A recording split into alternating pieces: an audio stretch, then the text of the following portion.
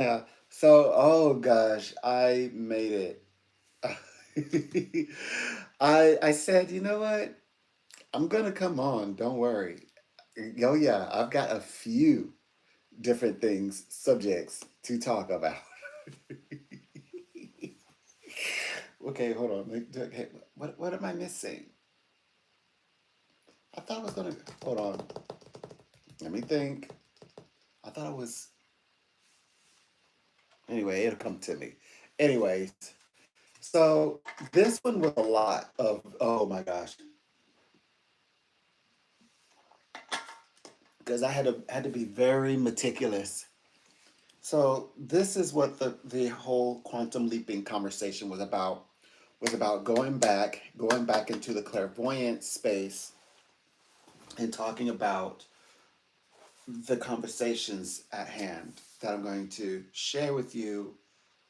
Um, the alignment, but it also taps into other parts of conversation. And so to start, I needed to, say a few things. So let me see. So as I was beginning this journey, I had to, familiarize myself with a few terms. Okay, so, well, I could just dive right on in, but yeah. So okay, so what's going on today? Well, it's like my the landscape of my work is expanding, and I'm finding that I'm having more time. More time. I'm giving more, I guess, space to do work. So I'm working more, more, more clients are coming in. So I'm working in the morning, and then of course I'm needed at least up to like now it's up to 1 a.m. In the morning. So yeah, so that which is taking me more like into still early in the evening, around like 5 or 6. So if it's 2 o'clock, hold on, from 2 12, okay, like 5 hours. So 5 additional hours. It's like 7 o'clock, give or take. So about 7 o'clock, which is okay, I guess. Mm, eh, Considering all that I'm doing, but the kind of operation that I'm working on now, my project should be, because while I'm in between, like I am now, I could be going live. So because that's what I'm supposed to be doing. And then you everybody can see how I work. When I'm working with clients, but also in between, I'm having conversations. So yeah, it's intertwining as it's supposed to. Um, it's just that it's so different. It almost feels. How can I explain it? It's not that it doesn't feel comfortable. It's just it feels early. It doesn't feel forced. It just feels early. Like I'm supposed to do this now. So it's that kind of feeling. And then I'm thinking, so my brain is like, what's the rush? Like, why are you rushing? Anyways, so okay. So with that said, okay. So I'm a psychic, and right now the focus um, is my psychic predictions. Um, this is to discuss. Okay, so I created this thumbnail months ago, and so of course it's playing out in world stage. I also posted this thumbnail on all my social medias. So I'm like, if being that I'm not going live till like later on this month, here's a thumbnail. Read the writing on the wall. It's like I realized, I'm like, wow, I put out my own propaganda. But, and here we are, we're talking about, and now this is a great lead in, we're talking about fascism. So, fascism is a far right, authoritarian, and um, ultra nationalist political ideology and movement characterized by a dictatorship leader, centralized autocracy, militarism, forcible, suppression of opposition, belief in a national social hierarchy, subordination of individual interests for the perceived good of the economy, opposed to anarchism, democracy, pluralism, egalitarianism. That's egalitarianism is Kamala Harris. Liberalism. She is actually a now, though Marx's elements, she would be considered a liberal Democrat because there's Democrat liberal, there's liberal, then there's Democrat liberal, then there's liberal Democrat, and those are different. Socialism, and then there's it's social Democrat, and then there's Democrat social. So, and likewise, there can be Republican socialism as well. And Marxism, um, fascism is placed um, the far right wing within the uh, uh, left. It says the. Huh? What was I writing here? Oh, I really colored this in. In the right left wing spectrum. So yeah. So and it's talking about. I believe it's talking about like the bicameral, which is what we have. Left was supposed to be left right like in comparison. So it's fascism is applied. It seems to be applied specifically to far right because I think it's the dynamics, kind of like um, the left cannot have the power like the right can because the left, which is Democrat Party, is created as a means to balance out so that this does not become authoritarian and an autocracy and a militarism and forcible and suppression of opposition and dictatorship leadership and things like that.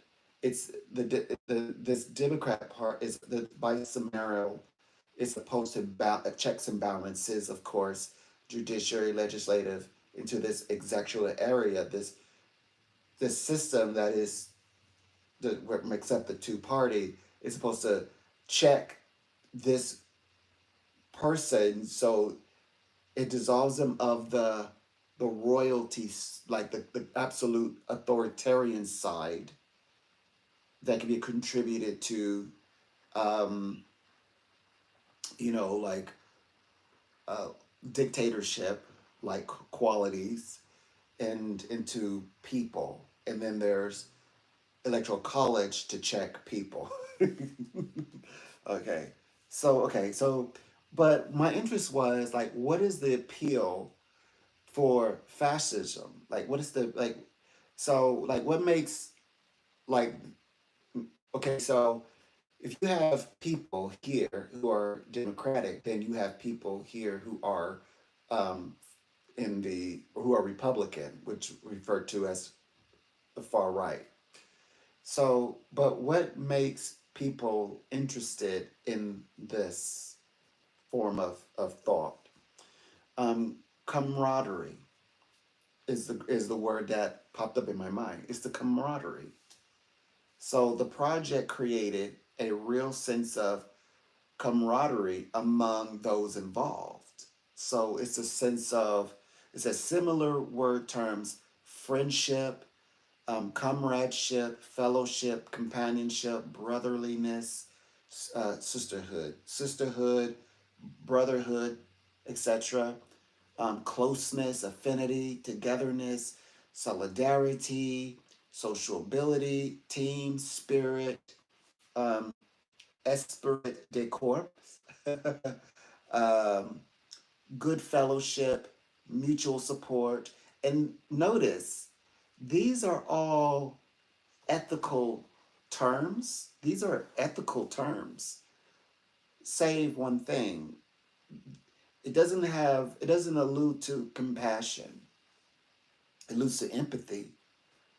It alludes to ethics, integrity, but not words that compassion is not inserted to any of these. Doesn't have anything to do with these terms or with camaraderie. The members of a particular group, esprit de corps, a feeling of pride and common loyalty shared by similar,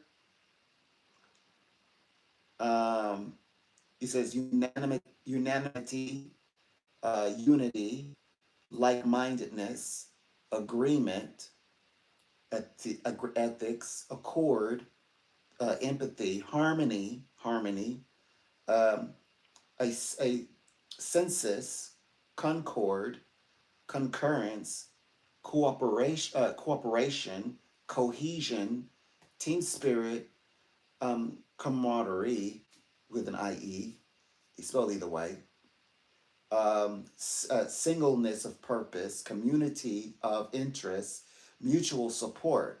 Very ethical, have nothing to do with compassion. Empathy and compassion are not the same. They're not equal. Compassion can stand on its own, apart from, and can be is everything that ethics describes and defines. And compassion, yet compassion stands on its own. So, what makes fascism appealing to a society then? If this is all it can contradict itself, if it doesn't seem to help, well, it we got to think of it like this. The logic would behind that would be, if okay, so regardless of who goes up, whether if it's a Republican, Democrat, or anybody goes up and they have unchecked power, that becomes a dictatorship. That person, who, no matter who it is, or right, can, or it doesn't matter, he or she or any, or what they look like, where they're from, their origin, can become a dictatorship. And so that the Democratic part side to the Republican side, with the branches, of course, create the balance in the scales. So the appeal is, we have to think, well, where do leaders come from? Well, they come from from the people who are Republican, who are Democratic, and or any other party. That's where they come from, people. So the appeal is going to be, well, people who are in alignment with, like, those terms we mentioned. It says United States of America and um, fascists saw World War I as a revolution that brought massive changes to the nature of war, society, the state, and technology. So there's some people who are in the United States of America, and they say United States of America and fascists, which means it could be people far right, but it's not limited to just Republican people who saw the World War I as a revolution. And that goes with the terminology of camaraderie, and then all the terms we mentioned. And then I had to observe. I said, first of all, revolution is in alignment with Pluto, and right now there's a lot going on with Pluto right now. So I said, let me look up this term, revolution, the Judgment card in reverse. So, but it's not like any kind of revolution. The revolution that came up for me, I'll show you, is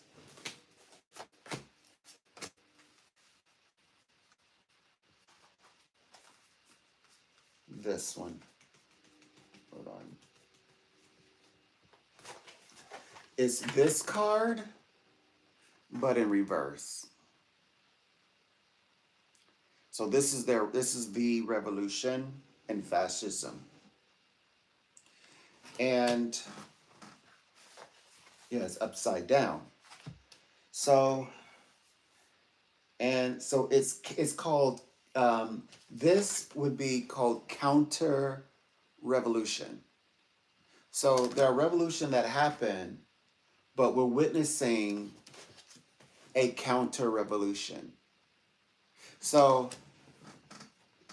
the Republican side or the far right side, they don't have okay. So it's kind of like when they say the example of minorities can't really exercise racism because they just simply don't have the resources to do so. They can be prejudiced, they can hate all day, be angry all day, but they don't have any real substance of, as it states, as it is said, real infrastructural power to be racist.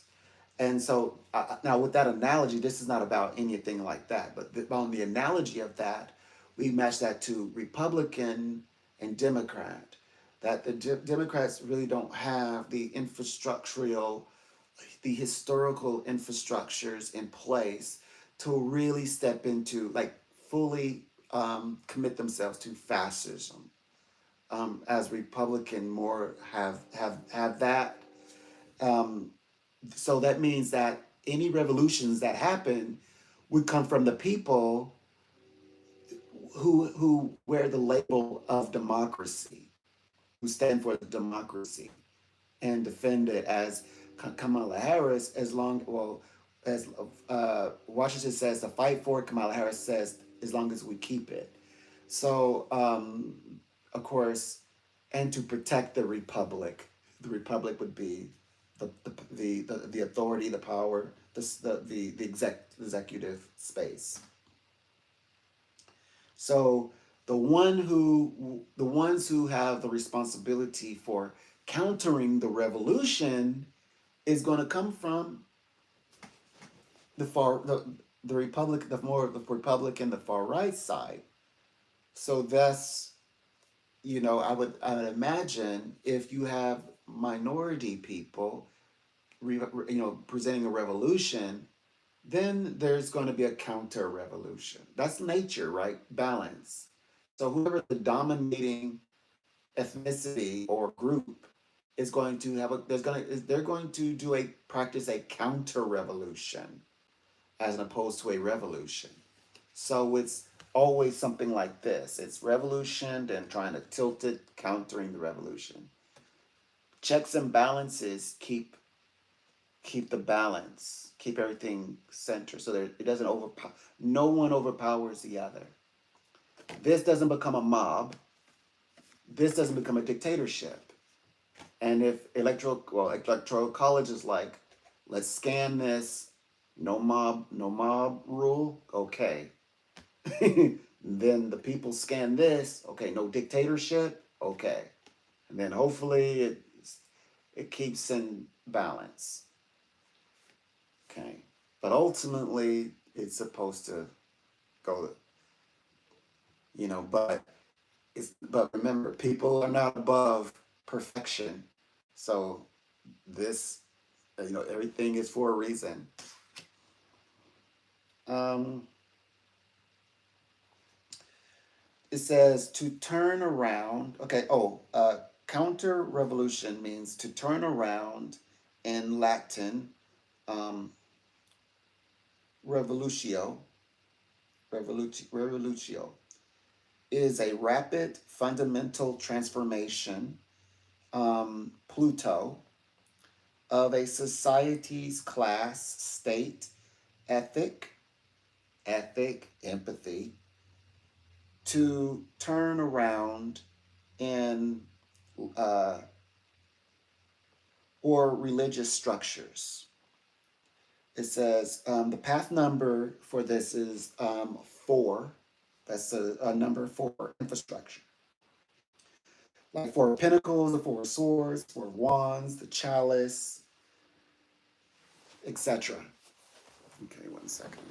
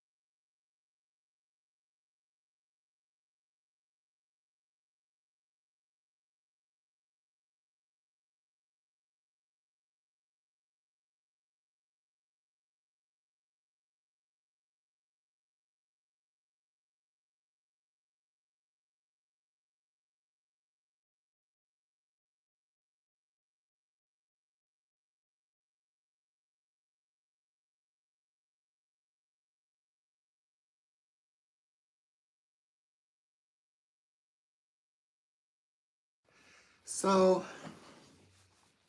what else? Um, So yeah, so that's what a few characteristics represent for a counter revolution. But it also, to go further, the moon and the chariot, the sign for Cancer is also the fourth house of security. So that's also concerning self with infrastructure. Like, okay, so I did um, live streams concerning Emmanuel, he's the president of, of France. And uh, what's this? We could do better than just Emmanuel. Come on. Hold on.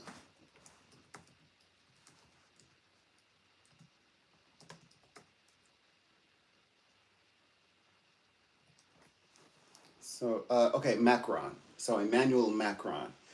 And yeah, they said that this is when he was all over the world. I did a live stream. I said, universe is going to bring him back because he's got to focus on home. And I did. I mean, it was a long one. Basically, he had to focus on home and so forth. And I learned some things about him through his astrologicals. I was like, oh wow, I didn't realize that. And now it's all playing out, of course. And yeah, and that's the one where, and of course, it has this photo on there, and I think I have like looks like a, you know, like God is coming out of this, out of the breaking through the matrix, the clouds, and the universe, and have like a figurine where he's holding, you know, and has you know, in his hand, you know, like as he's moving reality. So yeah, so that's what that was about, by the way. um, and so let's see. It says so uh, a man by the name of Goldstone, Jack Goldstone, says all revolutions contain a common set of elements at their core. A, efforts to change political regime that draw on a competing vision or visions of just. So maybe the people's vision, but it's a competing vision. So obviously the person who is being, or persons who are being challenged. So if it's a Republican, or if it's not maybe it's just about a person. Like in our case, it's really about a person and perhaps and agreeing mindsets and fellowship. So this is like like competing visions. Okay, so is an element, and then the next one should be which would be Venus. So the scales. So we're talking about justice. So usually, if it's a competing vision, it's something to do with something is in element of justice. So something is going on where, as you would say, there is an injustice. One second.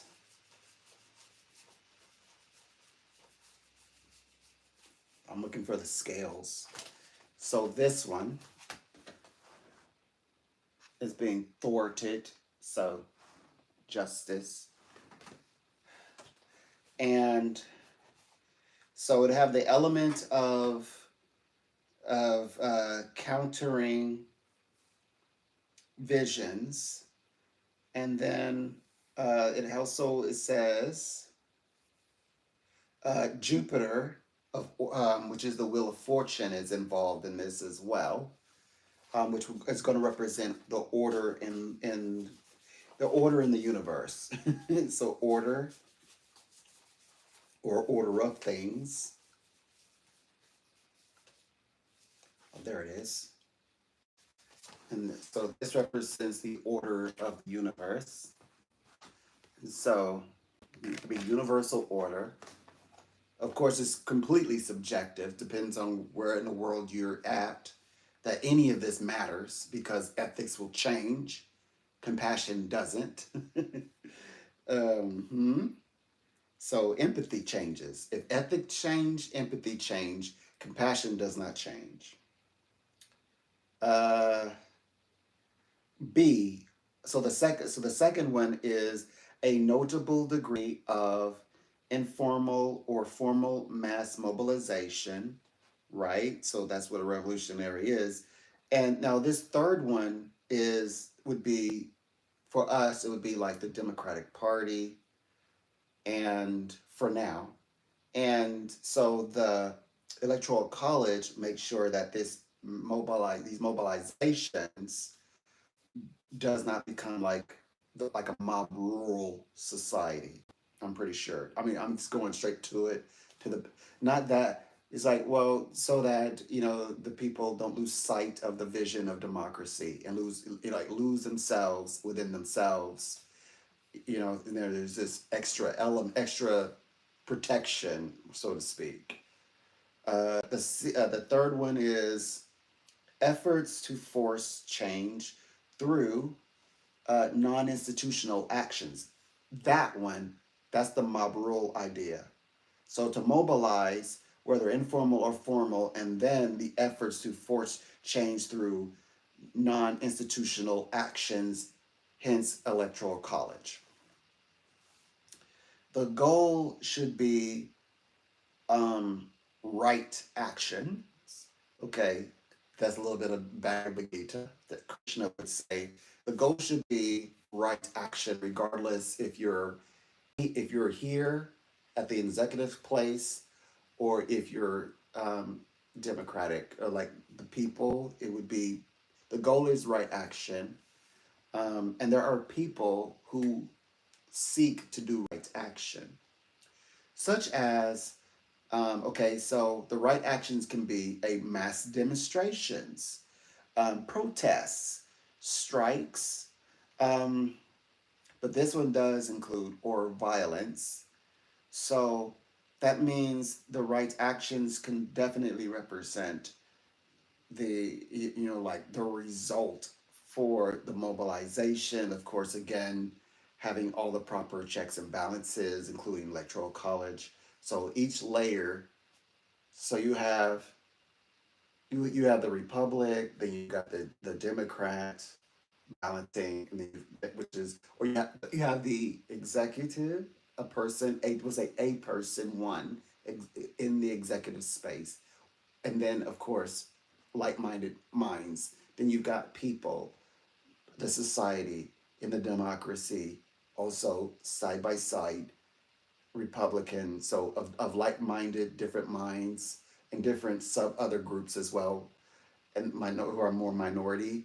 And then you've got then you got the electoral college right here, sitting right here, like okay. So I was supposed to note something, so I wrote noted. Revolutions have occurred throughout human history and varied in their methods, durations, and outcomes.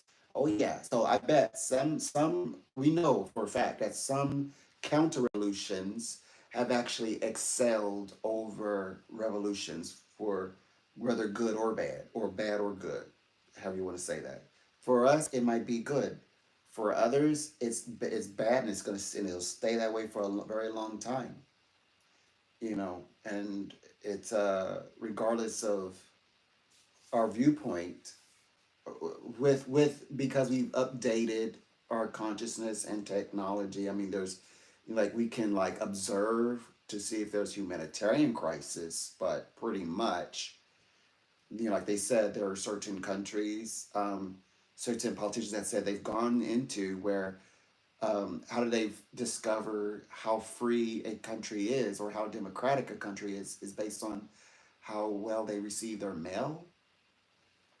You know, so anyways, and a few other things too. So I'm pretty sure there's other factors in there. Um, it says some revolutions started with like a peasant uprising, like just like I guess that would may mean like a minority group or a class of people who are just you know, feel like they're carrying the burden of society, or a guerrilla style warfare on the periphery of a country. Okay, we've seen that happen tons, loads of time. The guerrilla warfare is happening right now as we speak. Others started with urban insurrection aimed at seizing the country's capital city. Capital is Leo, the sun is the symbol for capital, by the way, and um, revolutions can be inspired by the rising popularity of certain political ideologies, and that goes along with the camaraderie that, like the ideologies for the ultra nationalists, like the Christian nationalism, etc., or other any beliefs of nationalism that is destructive. I mean, when I say nationalism, I don't mean the like the like I love my country, but I'm not speaking in that way. I'm speaking as in like a what in the realm of fascism. So obviously, fascism is going to be someone who wants the belief in a natural social hierarchy, for example. Um, it says formed through dogma, which that's what we're correcting. So we're having to read through and correct all this information. Moral principles, which is ethics, which is connected to empathy, or models of governments such as nationalism, republicanism, egalitarian, egalitarianism is also included, uh, self determination, human rights, democracy, liberalism, fascism, or socialism. So revolutions can happen in any of these spaces. Now these are speaking to revolutions. Of course, there's going to if there's a pushback, yes, there is a counter for of the revolution. So yes, there is a counter revolution. And then we had to look at even I was a little thrown off by this, but I kind of suspected because my mind is a little older, so it expanded on the idea of a regime, but I looked it up anyway. And so a regime may become vulnerable to revolution due to a recent military defeat, such as the Revolutionary War of America, the American Revolution, Revolutionary War for her independence, for example. That was a regime, and they became vulnerable, by military defeat. Uh, she won, of course, she wins her victory. America won her victory. Jupiter, okay, that was Jupiter, justice. That is more like the macrocosmic effect.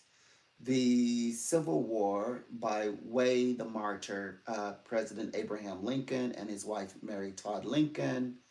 Yep, she was Christian, but she was more devout spiritualist, and she also held seances in the White House. I had to write that in there.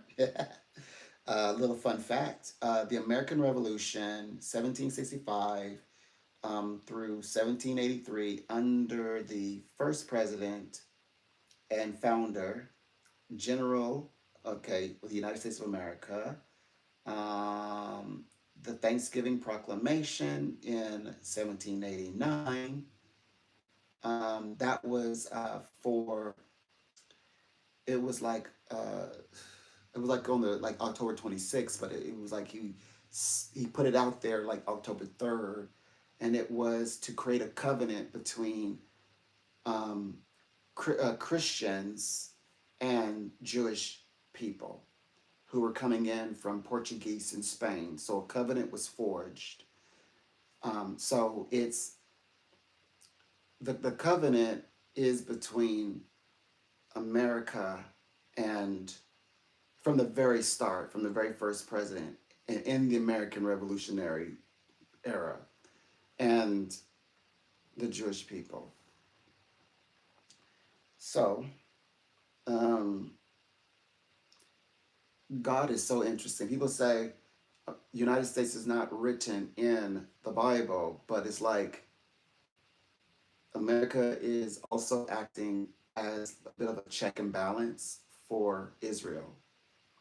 Interesting, because Israel are people, and they're described as a people in the Bible.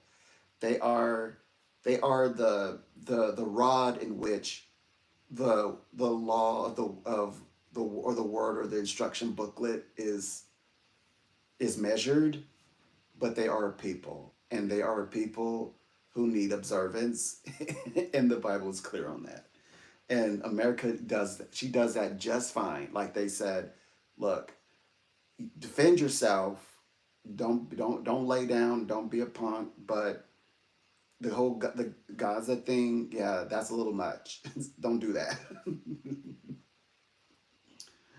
And Palestinian, Gaza, meaning the Palestinian people, they deserve to have their own autonomy and the ability and Kamala Harris has stated even and the ability to protect themselves, like literally like two separate and be done, but also with the ability to protect themselves, some so to speak, have their own secure their own border. She said that. I was listening. So she's not thinking, like just cast them to the side, build a wall. You stay over there, we stay over here. No, she's saying no, full on self determination. That's what she said. Um, what else? Um, that was October 3rd. Yeah. Okay, so Dave. Okay, next to be. Okay, so next to be devoted. It says people of the state. Okay, yeah. To the service of that great and glory. Oh yeah, that was what this is a. This is what George Washington says in words. He says next to be devoted by the people of these. He's creating a covenant with Israel. George first president of the United States, George Washington.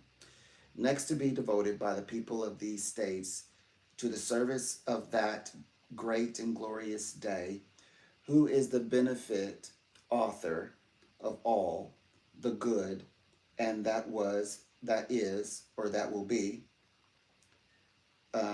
It says, so yeah, that's what he stated. So this says, or economic chaos, or an affront and national pride and identity, or pervasive repression and corruption. So that's Pluto alignment. So this is what Pluto was overcoming. Why Pluto is ascended. So from 2008, and so so Obama comes into office, and Pluto is has a very masculine vibe. Like it's like when Pluto comes, Pluto is like bringing in like the father. It brings in like the man, the divine, like the masculine. Even though okay, so Pluto comes in, Obama enters into office, and of course Pluto between 2008 2010 they deemed Pluto no longer not even a dwarf planet, and then in 2019 they reinstated Pluto as a full-fledged it's a major planet now, by the way. Not only a major planet, it has its own category, and it's an honorary planet because it's the first on the list of these special categories of planets, with Pluto being now amongst major planets. So no longer considered a dwarf planet, but a major planet at that. And that's what they've done for Pluto. And it's 2024 now, by the way. Oh, and another thing, when Pluto is entering into Aquarius, King Charles steps into onto the throne with his wife Camilla. So there you have it. So Pluto is about ascent, transformation, and transcendence as applied to the world card. The it says Pluto is the planet of also the banking systems. That 2008 when it went awry. Um, the story about Pluto, yeah. Oh, yeah. Basically, 2008. Obama's just had a recent interview, and he referred to that as the Great Repression, and crisis of money, finances, all of that, which he worked on and developed a working plan under his economy. He also mentioned that that we celebrated like that economy, and then he said other things as well. But the key point is that when Pluto went, okay, so everyone thought that Pluto was going to enter into Sagittarius, but instead it entered into another sign, and that's when people caught it for the. It sounds like for the first time. I mean, amongst the general population. Well, if Pluto is not in Sagittarius, then where did Pluto go? Pluto entered the 13th sign, which, so we have actually 13 signs on the belt. And the sign that it entered into is the sign between Scorpio and Sagittarius. It's supposed to go into from Scorpio into Sagittarius, but it never made it to Sagittarius. And now we ask why, because it entered into the sign in between Scorpio and Sagittarius, which is who is a ficus and also has this emoji in your smartphone or wherever you have emojis, or if it be your PC or your smartphone. So that's where the healing began. So the healing process began where all the signs began to have the ability to tap into these areas for self expansion and growth, etc. Well, anyways, so but it represents transformation. So Pluto went through a transformation. Esoteric symbols like the cocoon and the butterfly, or the caterpillar cocoon butterfly, chrysalis butterfly. So revolutions typically trigger counter revolutions. So if they're gonna, so the if the people, or I want to say democracy, says, okay, we have to have a revolution, and they mobilize, they get together and mobilize, then it triggers a natural response. So from the hierarchy, that means there's a hierarchy, right? So the revolution, there must be a hierarchy.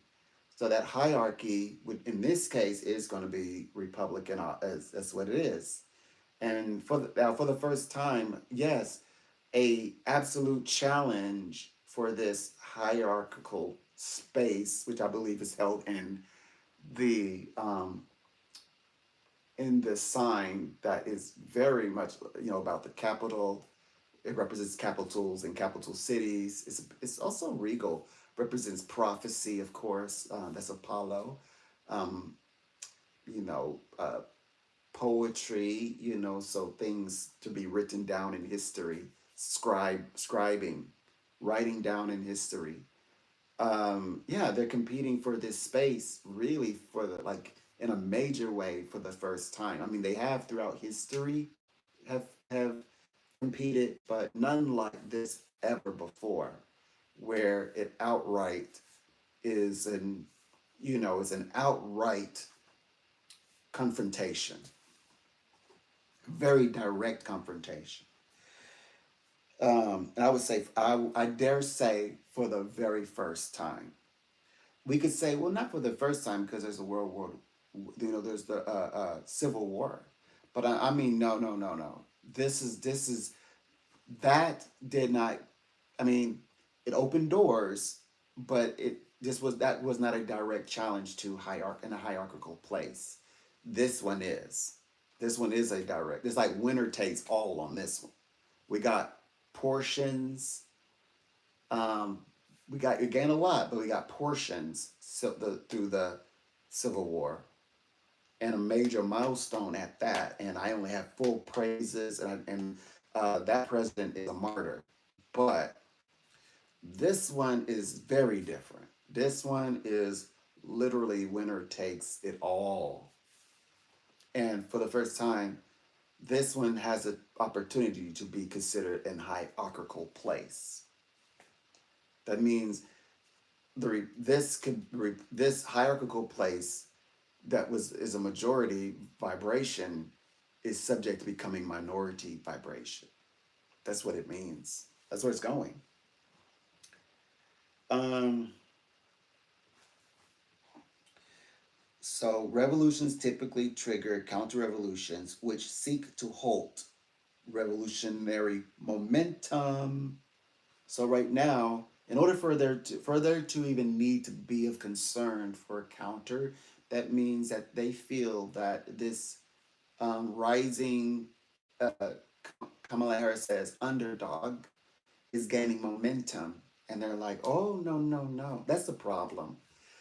Like you can go but so far, but if you ever gain momentum, they sweep the rug up from underneath you, or a flood all of a sudden happens out of nowhere, or like things are shut down for no reason. You're like, wait a minute, why did that happen? Or you like get an email. Unfortunately, yeah.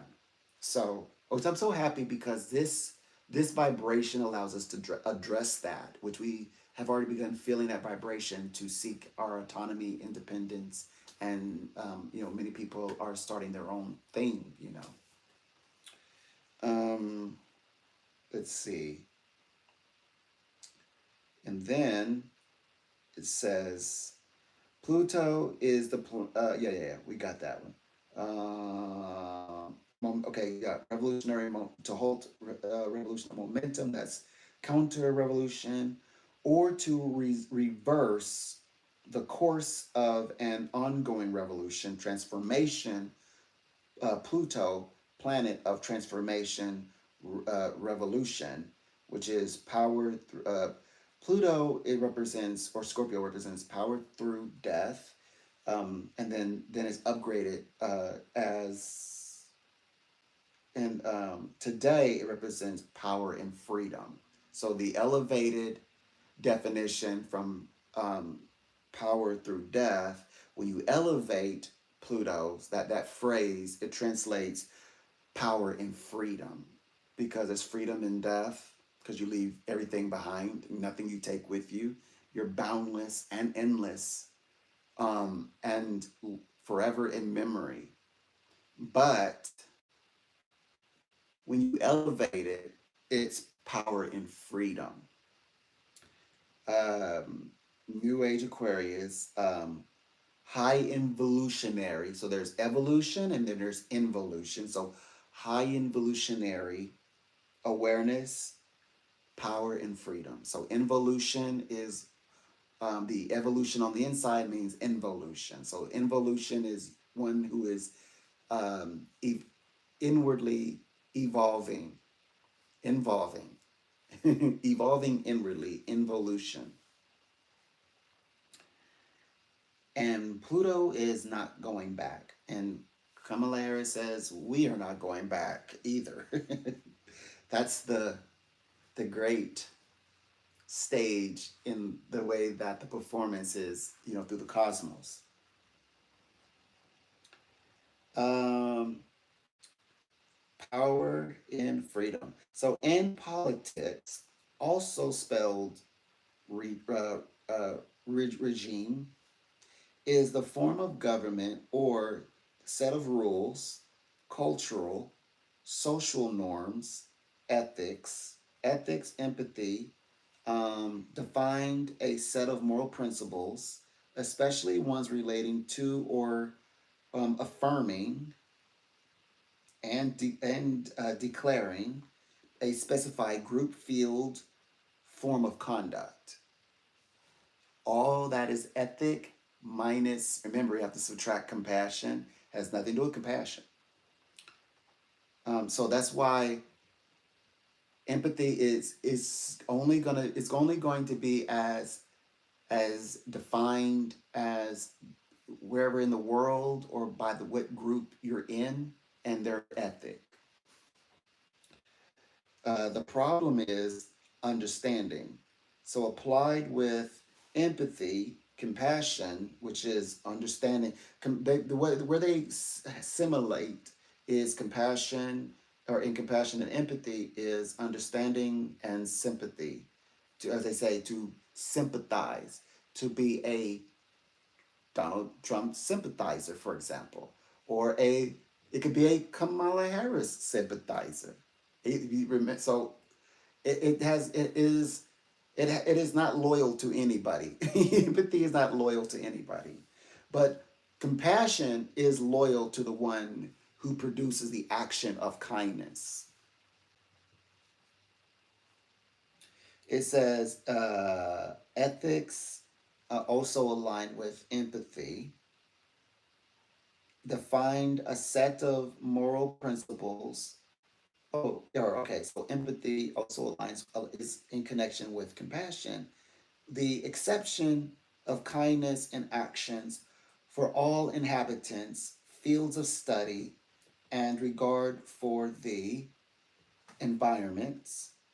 Um, as empathy leaves an open space for disregarding other groups declared unfit to participate within the infrastructure, providing security and means for self determination. As example, not to permit alignment to prescribed ethics. So, ethically, a group can push, like, okay, for example, Donald Trump in his mind, the people who are in fellowship with him, set, believe it is unethical to allow um, other nations to seek refuge into America. So so then they have so they go through these checklists that that would be considered in their social norm of normality of viewpoint to make sure that that does not happen. So as opposed to the acts of kindness, like, okay, we'll get them in, but we're going to get them in the correct way. We'll get them in, but in a safe way. Oh, we're going to make it easier for people seeking refuge, then we can help them much more simpler in that way. So, and also you got to think the way that things are handled specifically. So they might say, yeah, we're going to do that. We said that we're going to do that. We want that. Why wouldn't we want to do that? But I mean, in the way that you do it, you can remove kindness from the ethics. Like it was ethical to, okay, they flood in. It was ethical to keep them in the country, but it was unethical. But the compassion was removed when you separate their families.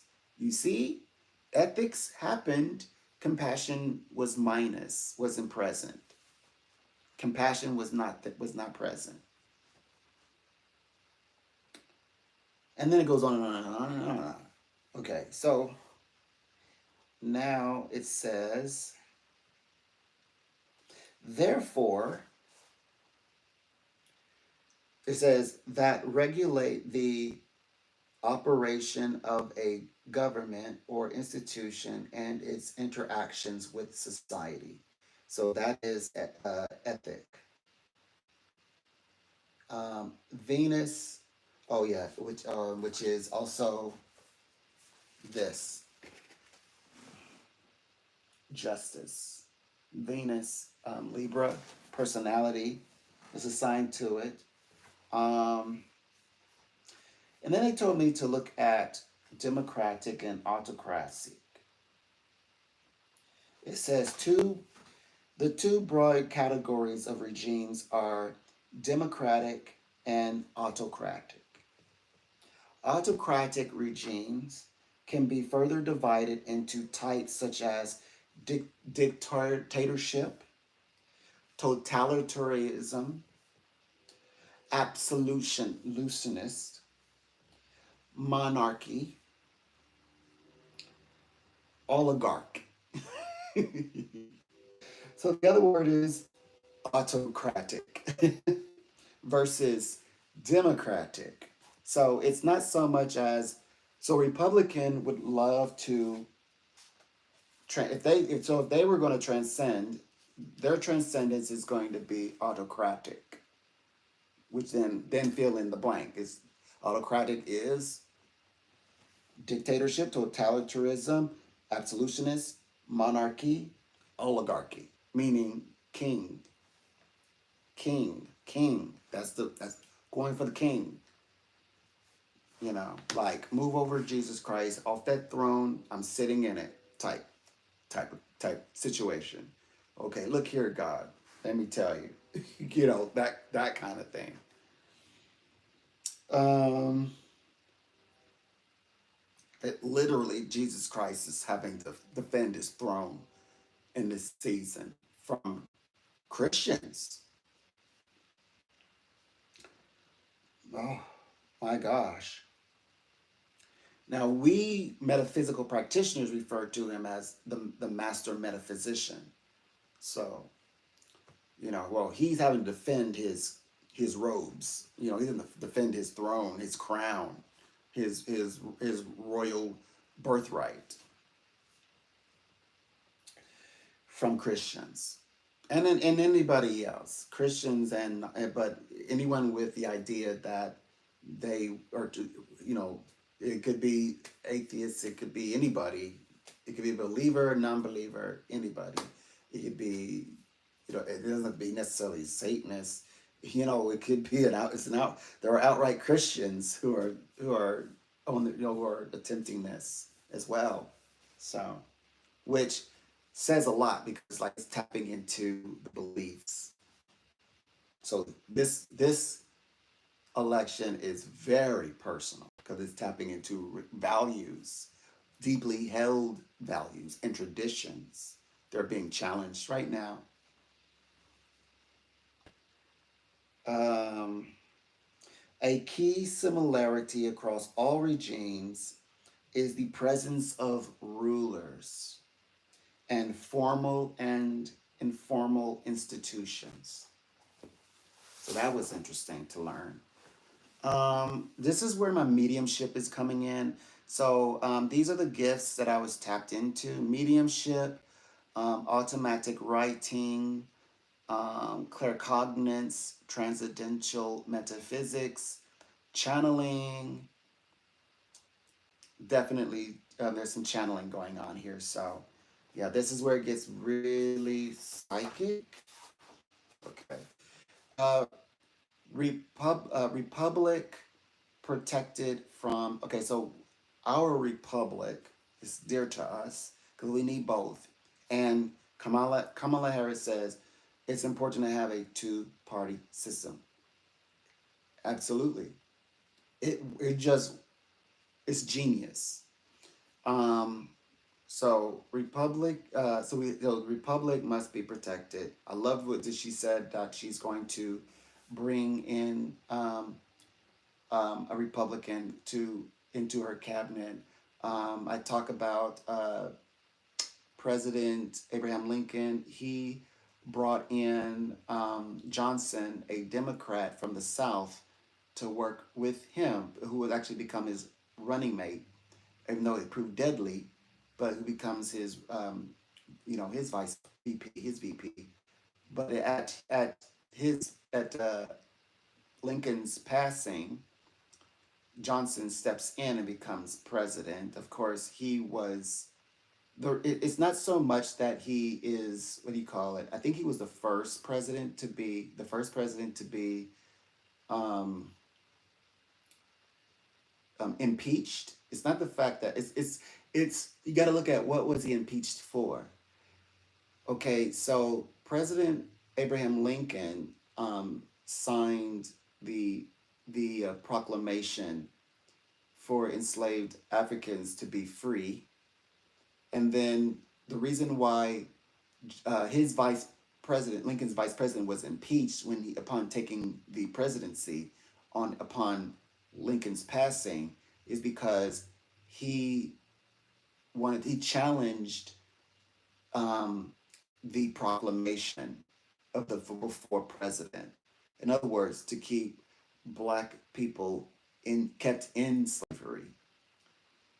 So, in fact, he did not even want to use the term um, okay, black people, Negro, but he did not want to use the term Black American.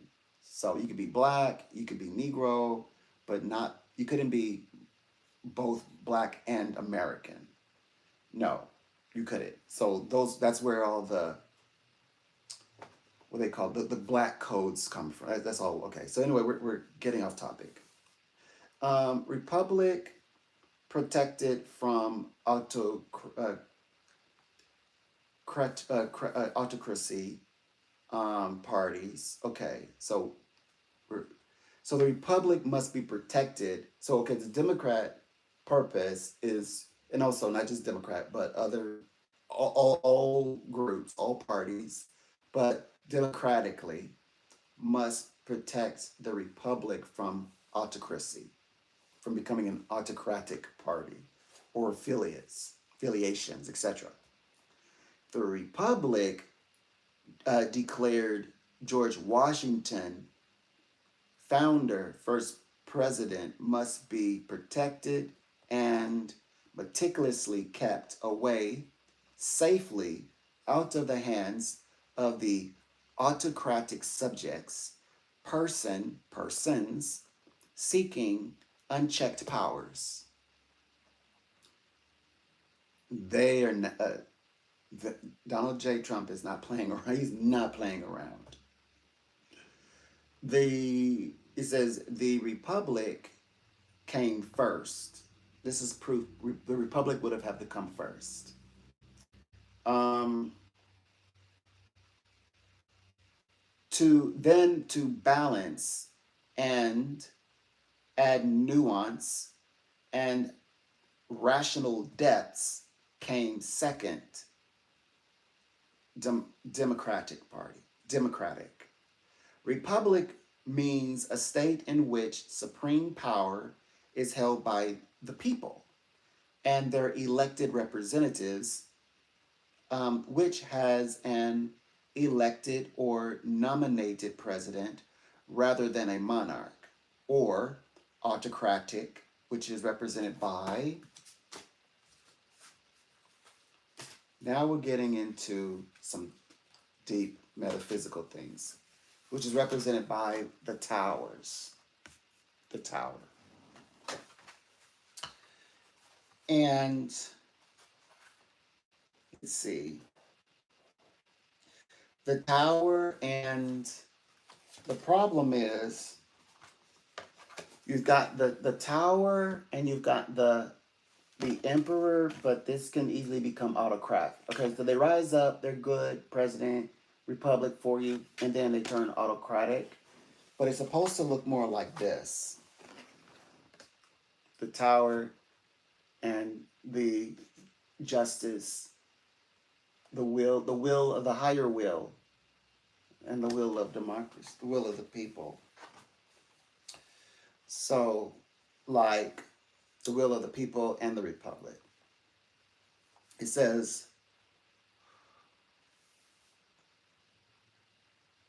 a group with a certain quality between its members, camaraderie, hashtagged, okay. Democratic, relating to or supporting democracy, its principles, ethics, this was channeled.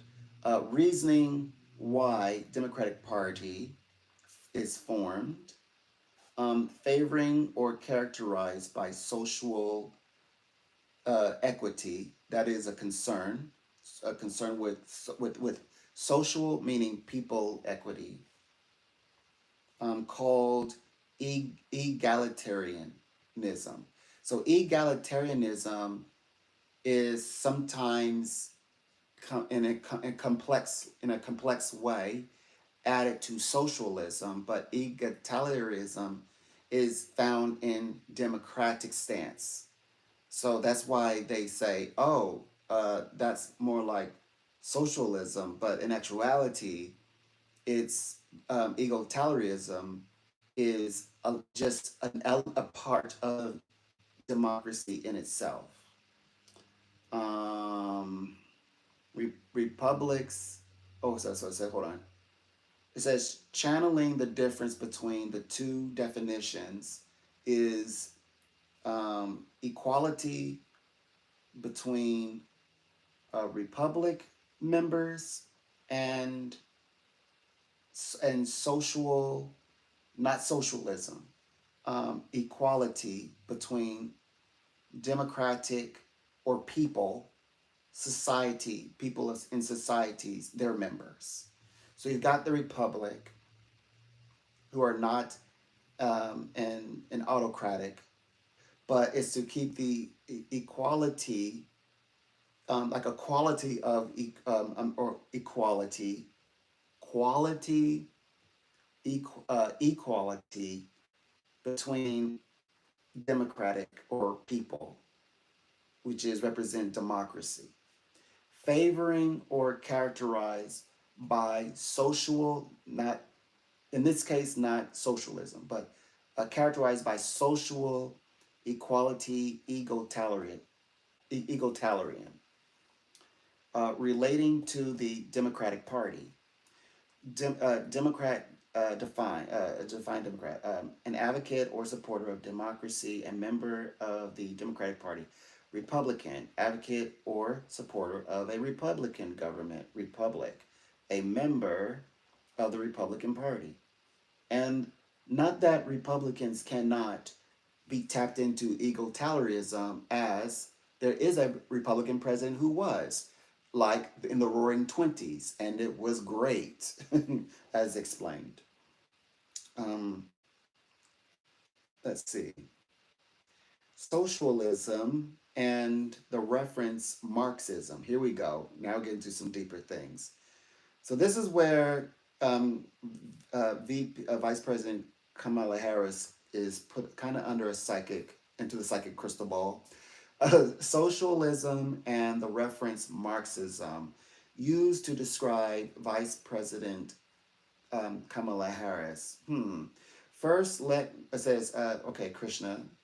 Okay, oh, that's personal something for me. Okay. So first of all, I had to describe, okay, what is socialism? Because I'm like, okay, what? It sounds pretty, to be honest, because I'm thinking socialism, like social, like society, but so I don't know. So I needed to, understand it. And is it connected to egalitarianism? So anyway, it says describe socialism. It says any of various egalitarian economic. So um, or opportunistic economy is egalitarian economic. And they say, well, any way you describe it is, of course, isn't it Bernie? I think Bernie, let me see, is Bernie a socialist? I've heard that, so let me make sure. Let me see.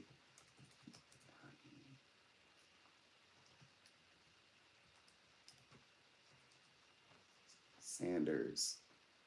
Mm-hmm. Okay. What is he? It says independent. He's independent. But I've been told that he has some socialism viewpoints. But that was online. On here, it says he's an independent. So that's his party affiliation. So I'm going to respect that. So regardless if he taps into egalitarianism, I'm going to say he himself described himself as a democratic socialist. There is that term. He's a democratic socialist. there's democratic socialists. I'm so happy I looked at. Oh, universe is guiding me today. So Bernie Sanders is a great example. He's an actual person who is a democratic socialist because I do have that term. So democratic socialist, and then there's a socialist democrat, and we need to look at both of those. So we need to get going here. So all right. Oh, good, good, good. This is yummy. So I could see why they're saying, but I think that that socialism in itself is it doesn't add depth, like because see this is what I think of it. I think of it as you have all of these elements, all of this material, and you can just because you draw from like if you're a Republican and you draw from a few of these doesn't make you a socialist or an autocratic. It doesn't. It just means that you're drawing from like you're wise enough. You have like you have enough information enough to see where some things are actually a benefit and some things are not. Some things may not work for that time, so that can be disregarded. So yeah, that so I like how they create dimensions when it's too sophisticated to stamp socialists onto the current Democratic Party or anybody, even if they're Republican. You can't just put socialist. That's too narrow because they're pulling from many areas. Though they are pulling to um okay, so Kamala Harris refers to it as opportunistic economy, egalitarian economy. So it's any various egalitarian economic and political theories of movements, advocacy, universal collective conscious, or governmental ownership and um, administration of the means of production and distribution of goods. So a system in which the society or group living in which there is no private property. They don't want that. See, that's what I'm talking about. You can't just put socialist on Kamala Harris because in an absolute socialist society, there's no private property. She's making way for people to have their own home. So your own home, your property. So she's against that, and she's a homeowner herself and a gun owner. So that doesn't make any sense. So she's not she can't just be stamped socialist. A system or condition of society in which the means of production are owned and controlled by the state or private institution. She wants to eliminate red tape and also make it where the state is not having so much authority on the effects of small businesses to do business or businesses to do businesses such as building more homes. So that is not socialist. So that's two. And she doesn't want the government, telling women what to do with her bodies or telling anybody else. Like she should not be telling anybody what to do with their own bodies. Um, okay. And then she has a whole spill on that. And then Kamala Harris, it says, no, okay, here's some notes. A stage of society in Marx's theory that is transitional between capitalism connected to communism. Check. So there's a checkmate here.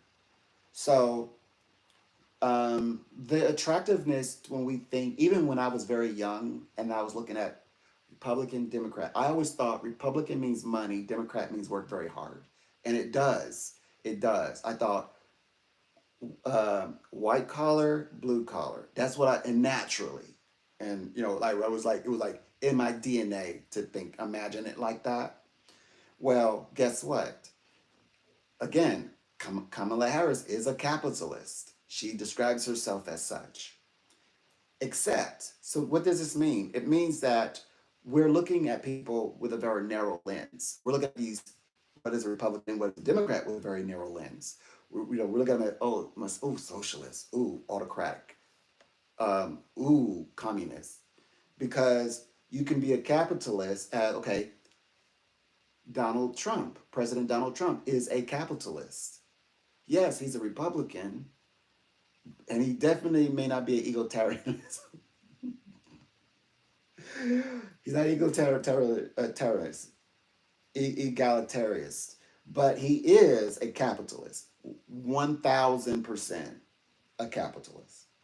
In fact, that might be the only one thing that they share in common, besides some gifts from spirit, which I talk about in other, but which they're competing for, by the way, in November 5th, in under the constellation of Leo.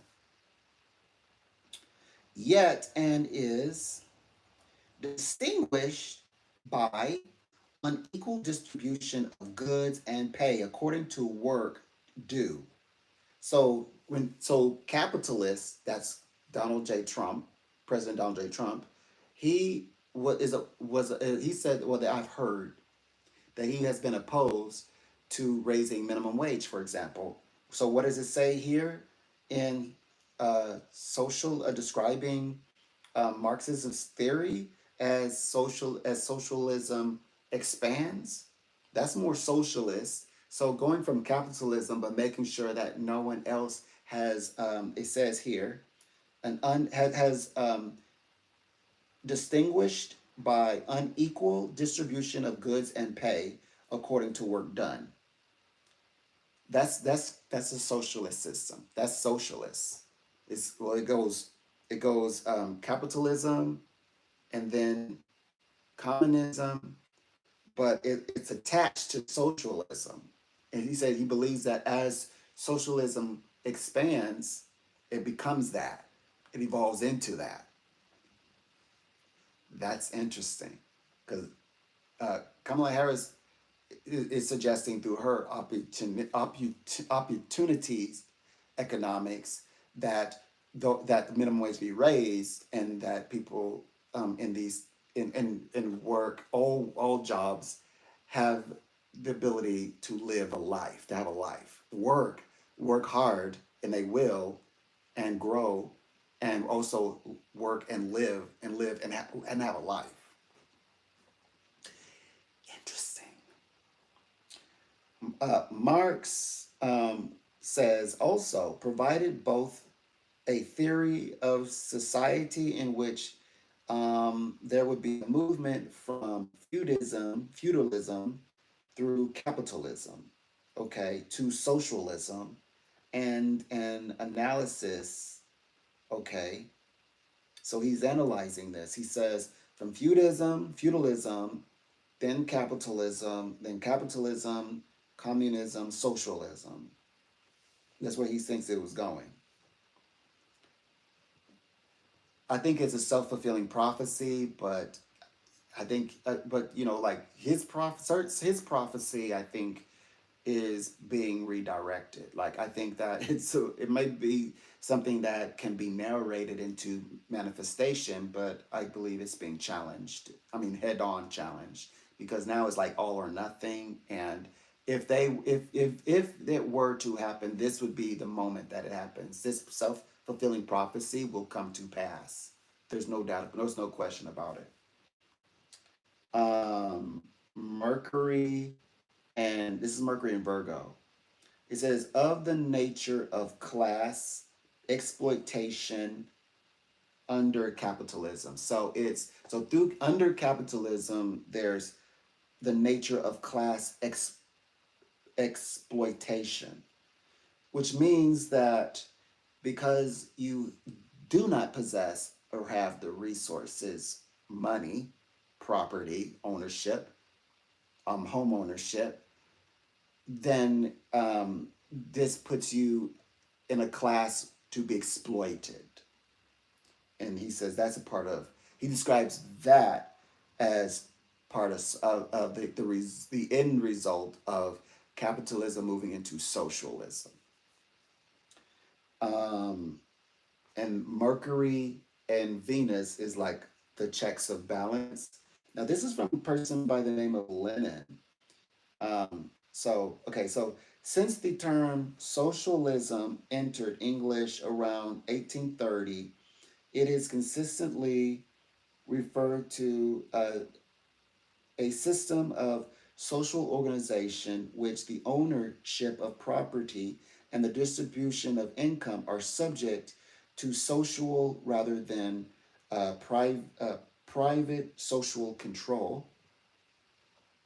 So the more recent times, it's it, so it's only but changed since 1830 that socialism now, or excuse me, yeah, 1830, that it's meant in a social organization, a system of social organization, which the ownership of property and the distribution of that income are subject to social or people rather than the private social control, like the state or the government. So, like the previous definition of what socialism was since the 1830s, it's been opposite of that. Like they changed, they flipped it, or did they? Maybe they both exist, but just, they parallel each other, parallel universe. The conception of that control, however, has varied. So, what they think of that control has varied. Socialism, now interpreted in widely diverging ways, ranging from a statist, libertarian, from Marxist to liberal. In the modern era, pure socialism, seen only rarely and usually briefly in a few communist regimes or right wing. See, this is what he's saying. He's saying socialism to the Democrats? You mean no, socialism is found in far right and in communist regime, not in democratic regime. That doesn't make any sense. Now, the one that's applied to 1830s, maybe, if it would be, but there, if you're going by, they said pure socialism, where it's described before, where where the capitalism leads to where unequal distribution of goods and pay according to the work done. That's communist socialism. And it's original social, pure socialism. So that's interesting. It's like they're taking a very like a potato, and like some of the like maybe part of the potato is not good, and you got to cut it out. That's what it's like. It's like parts of socialism have some good part, and then they got some then they got a lot of bad part. You got to cut out the good part. So it's like cutting out they're cutting out the bad part of socialism, but utilizing, and that's rational thinking. I'm gonna be honest with you. That's rational thinking. That's brilliant to know the difference, the wisdom to know the difference. Um, Far more common are social democracies. Okay, so social democracies, is that what he is? No. So far more common are social democracies, such as Sweden and Denmark are social democracies. Okay, democratically elected governments that employ some practices, but within a capitalist framework, in the belief that expensive state regulation paired with limited state ownership produces a fair distribution of income, like an opportunistic economy, without impairing, abandoning one's moral, deeply held religious beliefs, that is economic growth found in self determination. So that is more of an appropriate description. Ah, okay. So there's some elements there, but these elements are not pure socialism. It says, though the far right has the capacity and the ability, and they would have, if they were to win this election, they'll have the complete authoritarian, to actualize pure socialism. They'll have that authority. Um, while in the past, social democracy and democratic socialism both refer to movements that are revolutionary theoretics seeking a fully socialist system. The two terms today in modern times have diverged. Okay, so they've diverged from each other. Today, social democracies retain a capitalistic system overall. So Democrats are indeed capitalists. So that quenches that thirst.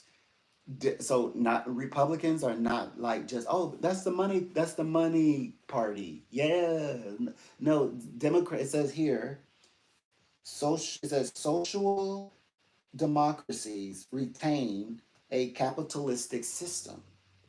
It says overall, while Democrat. Okay, here's the difference. Here's what Bernie Mac is. I mean, Bernie Mac.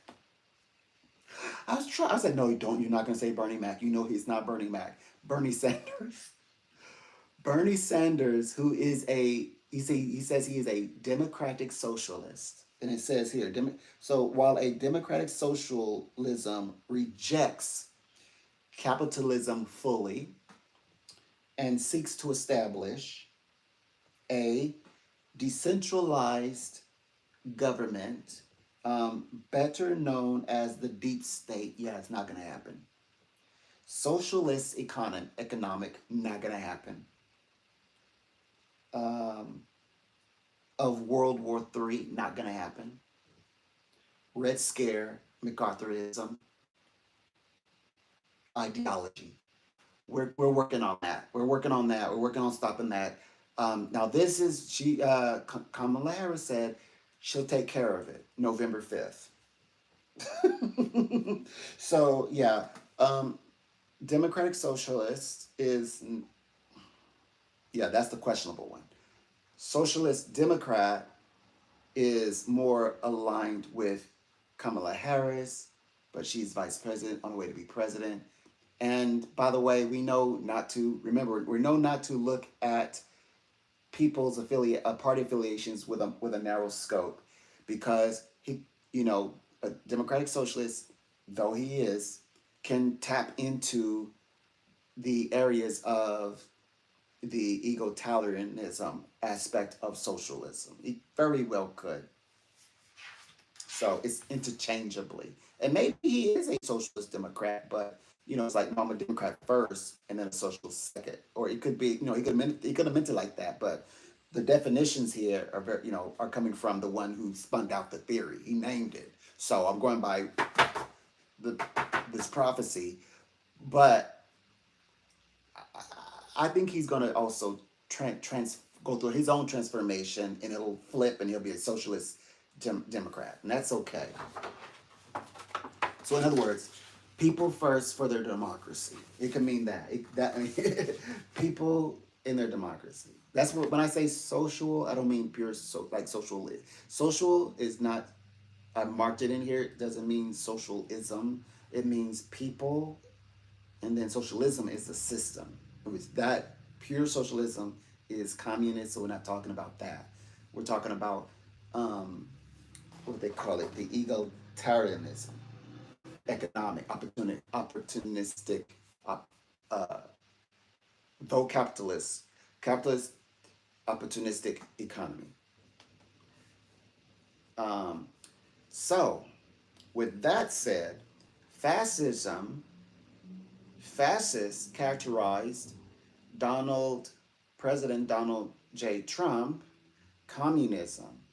They are relying on Russia, Putin, socialism, capitalism, democracy are all among our top all-time lookups. Okay. So they're relying on these aspects to push forward.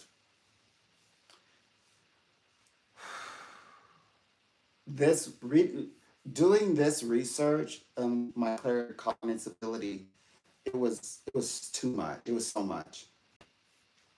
In English, the prose. Okay, so mid 19th century, Communism referred to an economic and political theory that advocated the elimination to private property and the common sharing of all resources among a group of people. So now I've heard people try to pass democratic as moving towards, well, socialism leads to communism, but no, no, no, no. It's communism, authoritarianism to communism to socialism, and then um, to yeah, to l- losing your property, to where you don't own your property and unfair wages, considering the work is done. Yeah, so they said it. It's like they said it, but they said it backwards. Um, and well, so what? So if it were to win and it becomes that, it moves into socialism, and then they said that the theory is that they would, if they would eliminate private property, so they would have the property, and then they would then the common sharing of all resources among a group of people. This usage, it was often used interchangeably with the word socialism by 19th century writers. In other words, far right wing minded people. The McCarthyism ideology, beginning to spin. Socialism. That is socialism. And it says 19th century. So it said 1830s, but even they were still talking about this or trying to revive it in the 19th century, it says.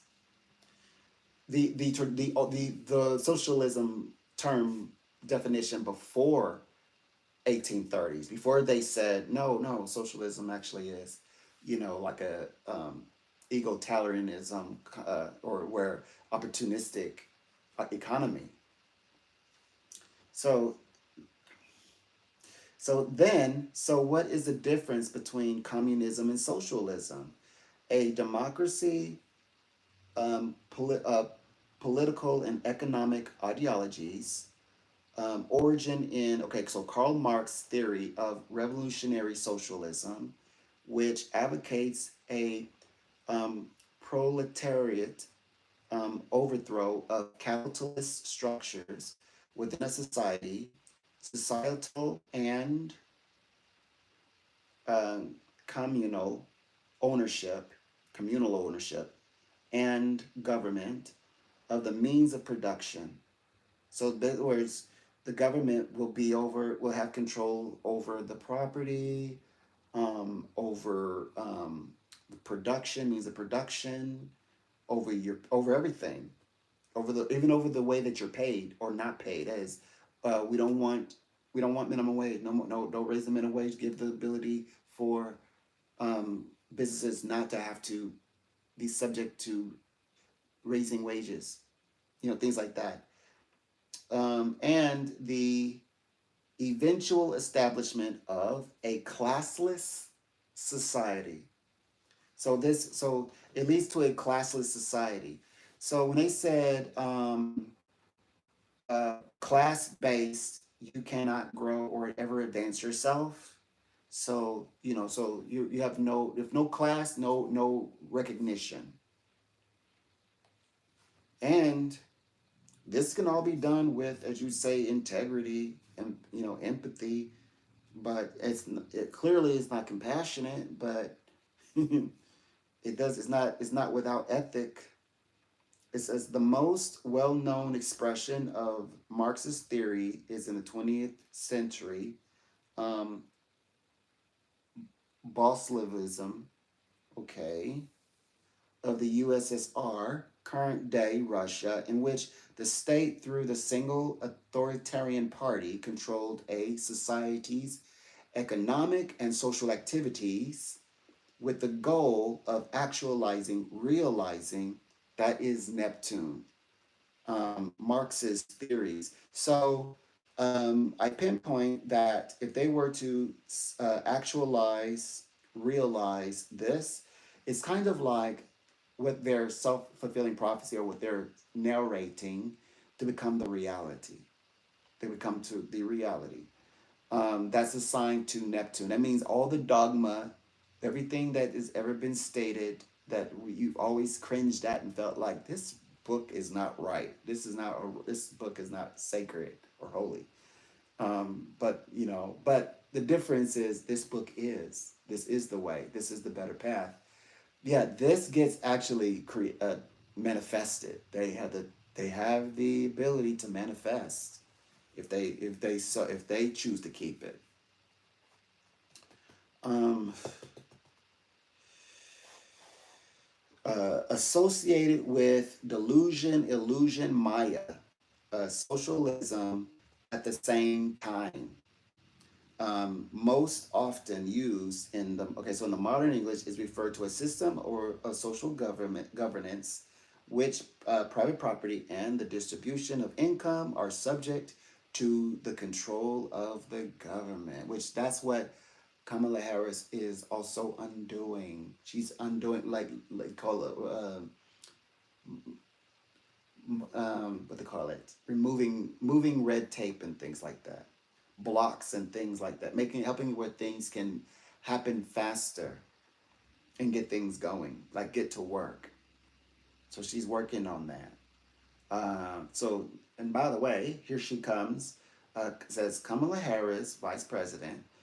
Capitalism, that's what she describes herself as, refers to an economic system in which a society's means of production are held by private individuals or organizations, not the government, should be telling her what she could do with her body, her own body, and where products, prices, and the distribution of goods are determined mainly by competition in a free market, opportunistic market. That's what she's doing. So, okay, so clearly what's going on with the housing marketing? They monopolized it, closed it off, and now they get to pick and choose. So they're saying, open the market, build more houses, there'll be more people to sell those houses, and these other people have to compete for everyone else's the people's attention, which is democracy. Welcome, it's a pleasure. I'm Psychic Donald. It's a pleasure. Yes.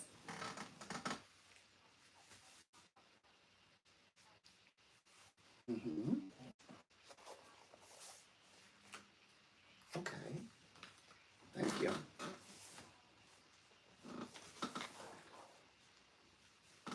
Welcome. It's a pleasure working with your questions today. Excellent. And the way that I like to work, I'm always interested in hearing, what questions you may have or what areas, what are your concerns, and we hopefully can answer all of your questions in our reading today. So, where would you like to start? Got you.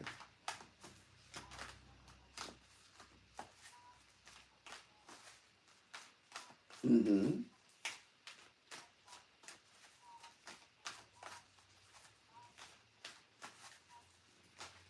Right. So let's go right and dive right on into it. And as we do go with the reading, please feel comfortable with simply asking your question. If you don't understand something, just let me know. Like, could you expand on it? And I will for you. Okay. So yeah, right. So what I can see is this. The guides here are stating that you are in this space of needing to you're needing to finalize some things. I get the sense that you are going to align with the house, particularly as I want to do with the first question, if you wouldn't mind. I sense that you'll have the ability to do this, to achieve this. It seems to me that it's a bit halted, like it's still some things that need to be done first. Partnerships, like things need to align or to like fall into place. I still see some hands that need to still be shake some hands, sign some things over. I still see that, but they're saying say yes to this. You're growing, you're growing. It will happen, but I believe it's more 2025 that's going to happen, is what I can tell. I see back and forth and like I see back and forth in exchange, like Like like information is going from the person who who's you're getting the home from and things like that, going back and forth, like in conversation, but over the next 2 months. But it's not like, okay, how do I win this person over? I got to win them over. They're not budging, but they said that it will sort itself out and you will stabilize in this area and will get that home and it will be easier for you to navigate at the end of year, December. No, December this year. You're definitely 100% gonna have the ability to navigate. Oh yeah, next year into the new year to secure the home. You're right on that part. But December of this year, 2024, right into the next year, like early in the next year, like January, and when we 2025 early, I think you're gonna have the ability to navigate much better in securing the home. Yeah, that's what I can see. Yes, I can. I definitely could take a check on that. Let's look at the calendar. So what I could see in this space is, guy says that when we gonna move, your path number is a 7.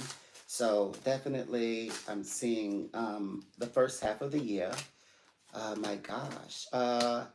February? Okay, February vibration. By the way, oh, well, we'll get to that.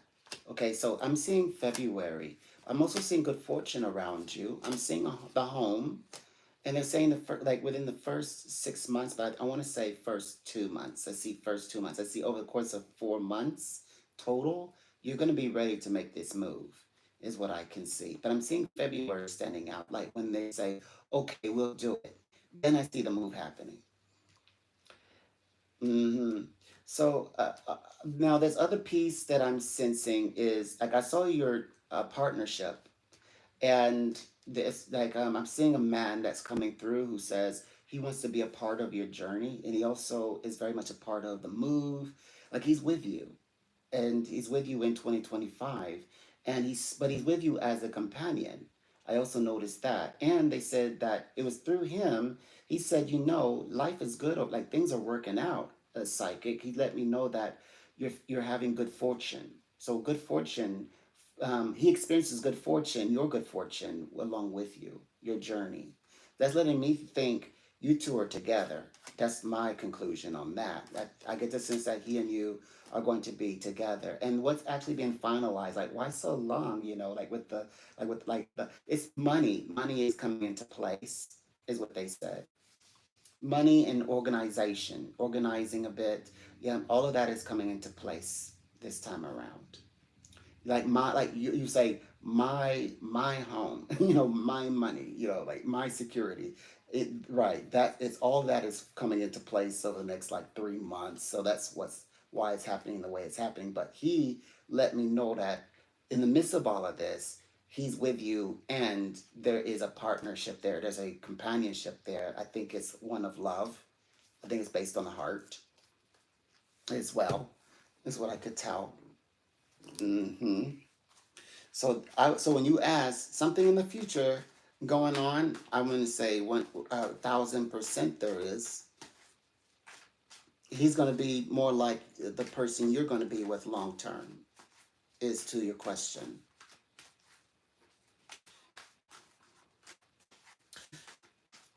So let's take a look and see where he's coming from. So the guys in the future, well, they definitely have this gentleman as part of your journey, right? So they're saying this. He's in this space of, they said protection. Okay, the protected relationship. It's going to be a very mature, like he comes through as a mature man. So mature relationship, wanting to settle down, wanting to create.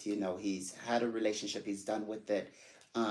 He develops emotional connection, but no mixed signals. He's straightforward. He says, you both are adults, know what you want. So, okay, so I already know what he's like inwardly. Let's see where he's coming from. So, yeah, he's going to be a very straightforward, like down to earth type, warm sense of guy.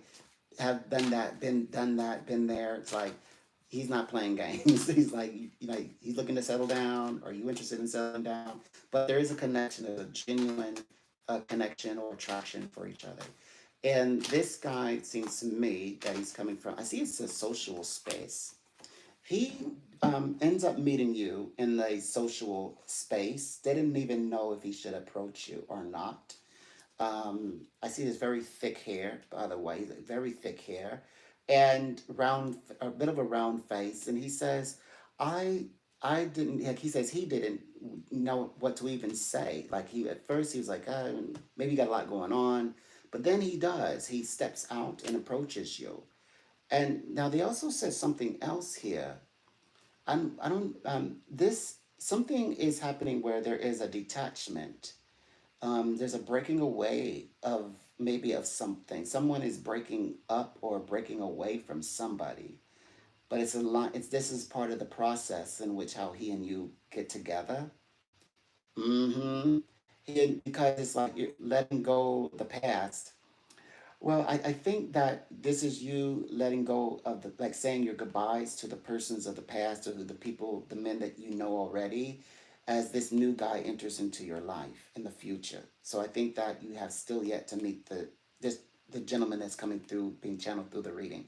Absolutely. Because you're saying your goodbyes. But the good thing is this, it ends up where you're like, the past is the past. I fully have manifested the life I wanted for myself. That's what I'm seeing.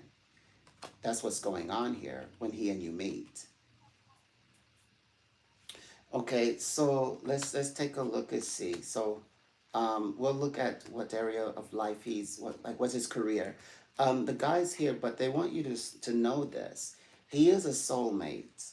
That is 100%, and he's meant to secure what used to be incompatibilities. He's there to align with you compatibly, like we're coming to your life at the right time. Though the love of the past are lost, but the two of you found each other. Also, his past is lost. Okay, so let's. I know I get the sense he's doing something with law.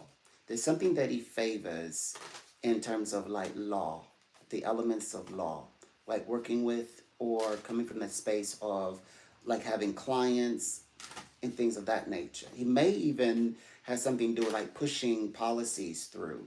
So he's in that realm of like legal aspects is what I'm able to share with you in that space. But let's look what other dimensions in this space the guys will represent. He could say that very much a hard worker, his career having taken off, allowing him to have like his life allows him to travel but they say travel like in the way that he likes to get around, like holiday and thing like that. Has a strong network base. He networks a lot. That's a part of his career. By the way, I believe that he and you meet in a social space, but what he does for a living is with law and connection with I think with representing people who are like with work specifically, like work, business. I keep getting a sense of maybe institutions as well, because he showed me like students sometimes, like people who are growing with maybe like people who are transitioning or growing from companies or getting out of situations. He's representing them.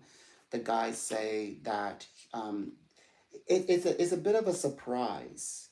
I get the sense of it's where people have lost something unexpectedly, and it could have been an unfair situation or an unjust situation, and he steps. Then they go to him, and he helps them out. He gets them out of a jam. So he does things like that. Comes in kind of like the rescue. Now the reading suggested that he's a mature person. And so I only am able to see him as like when a mature person means older person. So I would say he's a mature person. But energetically, he and you are a match. Energetically, he and you are on the same, I would say, age wavelength. Energetically, absolutely. Because he could be close to in his 60s and still be like, I don't haven't figured out yet. So we don't want that guy. So definitely this he is more energetically aligned with you in age wise and energetic and can keep up with you and your lifestyle and things like that. And then definitely you can keep up with his for sure. But yeah, he is described as I would say a mature gentleman. nonetheless.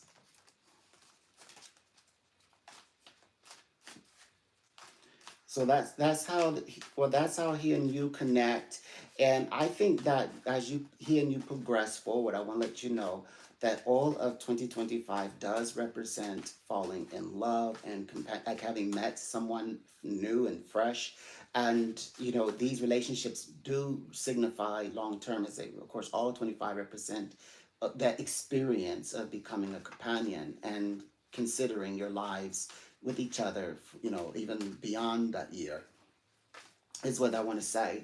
So I want to say that your journey in that space is beginning. In fact, that's what that entire year is about. It's about the heart. So yeah, you're going to be very much a relationship like drawn into your relationship. You certainly will be. So that's what you have to be looking forward towards. All right. It was a pleasure answering a few of your questions, and thank you for calling in. And I hope to speak again with you soon. All right. Bye bye. Okay. So, oh boy.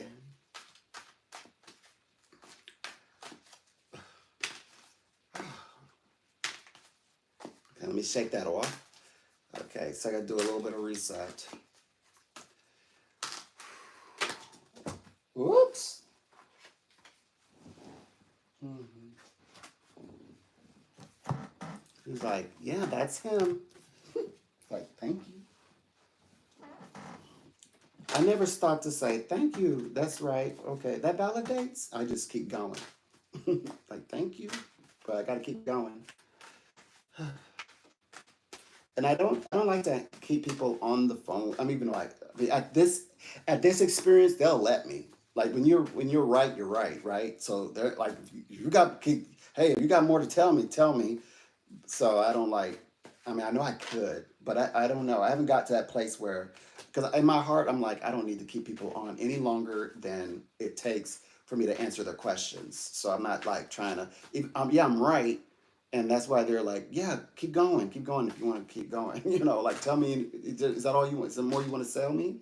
But no, when I feel like they have, they've gotten their questions answered, I want them to work on what they have. I don't want them to forget a thing. So unless it's like I have like clients that call me regularly.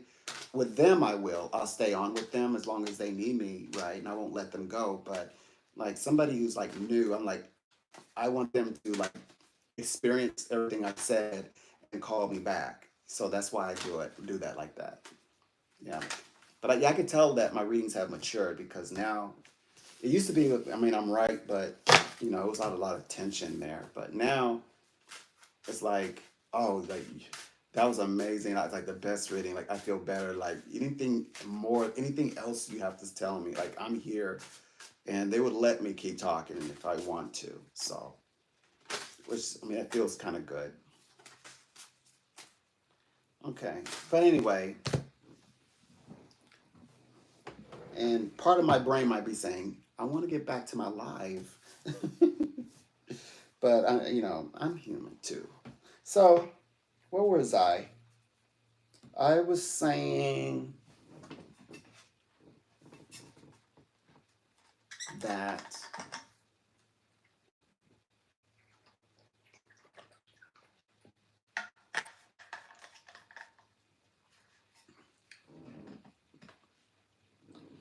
Okay, where was I? Um,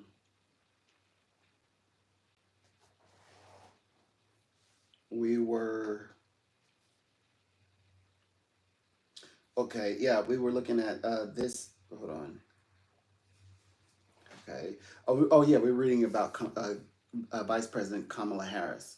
So, Vice President Kamala Harris, capitalism refers to an economic system in which a society means of production held by private individuals or organizations, not the government, where products, prices, and distribution of goods determined mainly by competition of a free market, which he's saying is an opportunistic market. as an opportunistic economy system, it can be contrasted opposite reversals, which with the economic systems of communism. The word communism is used of both political and economic systems. Democracy refers not to an economic system, but to a system of government. Okay, oh gosh, things are picking up.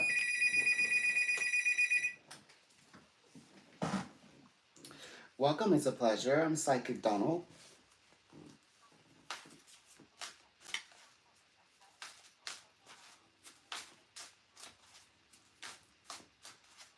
Okay,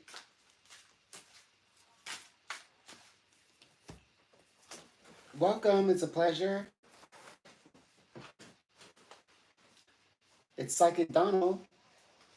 A pleasure. Welcome. Mm-hmm.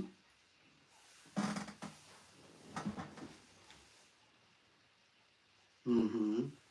Uh-oh.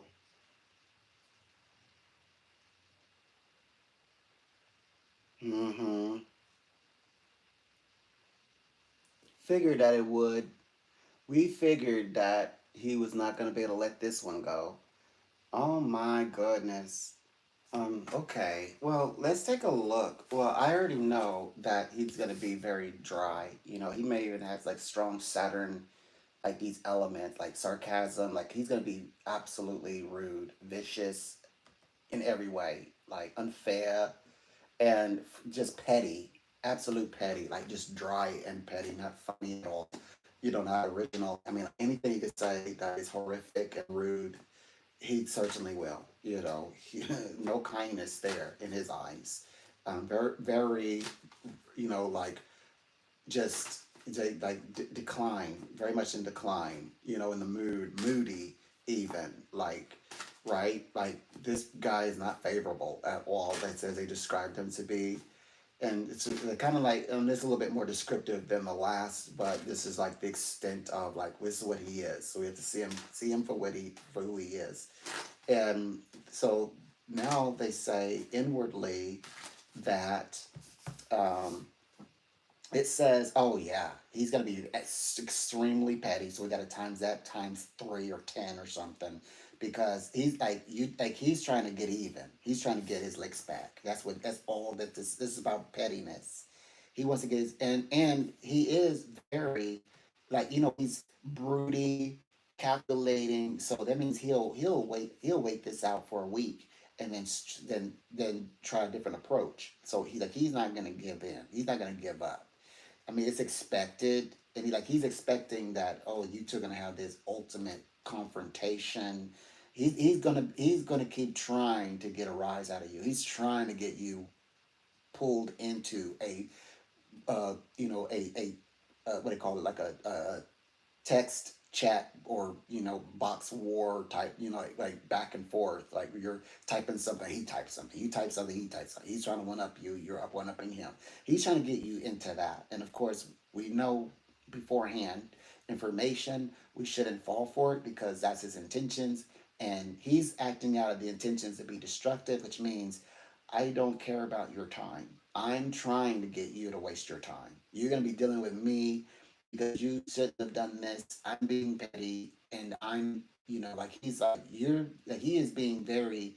You can't ignore me. You must interact with me. Like you have to. You're like, no, I don't. In fact, the reading says you should. It's suggesting that you don't give him any attention. Rather, you should focus on your next blog, your next writing piece, article, and produce that instead, because that is going to be a low blow to him even more, because you haven't responded to him. He's kind of like telling him, not he's not worth it. Like the time that you would spend, the energy and the words is not worth it. Right now, you have the upper hand, and yes, he's trying to get you to speak on the subject, but by doing so, that takes away from anything and everything, to be more plain. That takes you from anything and everything of like things you want to write about. like articles you like upcoming articles you want to write about, and here you are writing paragraph, like when they're all going to add up to paragraphs to him. You're writing books to chapters to him. So they're saying, no, be careful, because all of that is, and he could be left with, I wasted her time totally, absolutely. She's exhausted. Look, she's waning. Like he can be very underskirting. That's what he's trying to do. He's trying to be like very like draining, draining. He's trying to be draining and disruptive. That's his goal. That's his intent. Even if it's not to come to a conclusion, it's not to come to a middle ground, not to come to an understanding. It's not to even, he doesn't, for him at this point, he doesn't have to one up you. But he wants to one up you if he can get that in there. Yes, but he's trying to be disruptive. If he could just disrupt you and just get you off your game, these who would say mission accomplished. So that's his aim. That is his aim. They said, oh, he's infatuated. By the way, he gets obsessive. So you might find that he's obsessive. Okay, and choices, opposites. So yeah, you have to counter his energy. So you're doing opposite of what he does, and he does go in for the long haul. Just like the sun, and the sun does not exist without the moon, and vice versa. It's gonna be like this guy just won't let it go. Like he's been going on for weeks now. That you might get that feeling, or he's not let this go. He's not gonna ever think. Maybe it was just in jest. It's okay. I'm over it now. You're like, he'll never let this rest. So that's what I'm seeing. So from like time to time, off and on, he'll be checking you out. So it's kind of like you got a new unwanted friend to add, a new unwanted friend. But taking not taking the high road, but handling this with with experience and nurturing in that area is, you can turn this, make this force that is intentionally meant with ill intent into a teamwork ceremony where he's more he's more giving light to you into your future articles than taking away from your time and overshadowing your gifts, like eclipsing your future efforts. You're keeping him from eclipsing your future efforts.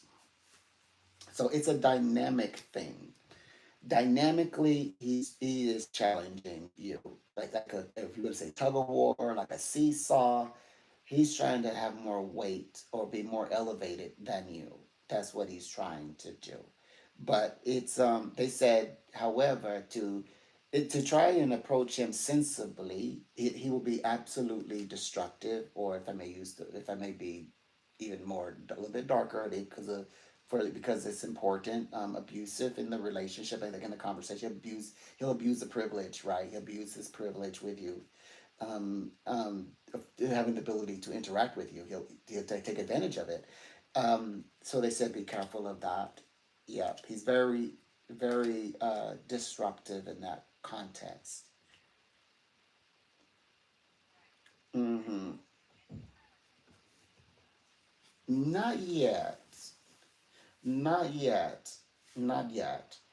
It won't. It will be. It will be apparent. It will be more apparent when you have additional articles out unrelated to it, not necessarily addressing him directly, but right, and then he's still at it. Then it becomes apparent. But I see more like you'll be working on the two articles up. Like you'll okay, one article will post, and then I see another article that you're working on, and then it happens. When you're working on the next article over, one article will post, and the next article you begin. That's when it's going to be apparent. Like this guy, he's trying to get attention, and she's not interested.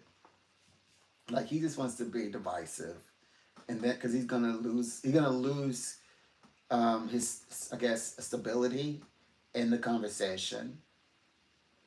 And so right now, he's without even realizing it, he's actually giving you more light to your article. Like he's giving more light because people are like, what is he upset about? Like they're interested in what you have to say. So they're definitely, this is already set up where your next article is probably going to boom. It's going to go real big. It's going to, it's going to be a good one. And just with you wanting, I mean, that desire to want to say something or something cryptic, it's going to, it's going to be there. But I have a feeling that overall, over this next, between now and then, um, people are just anticipating what you're going to say next. Anything you say, they're going to read it. So you're going to get a great deal of traffic this next upcoming because of all of this. Mm-hmm. Yeah.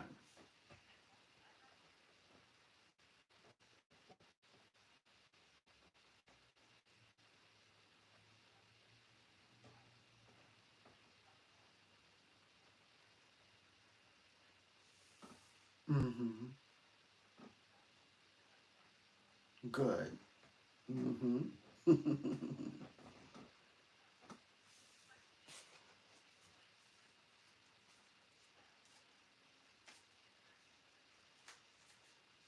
Mm-hmm. Mm-hmm.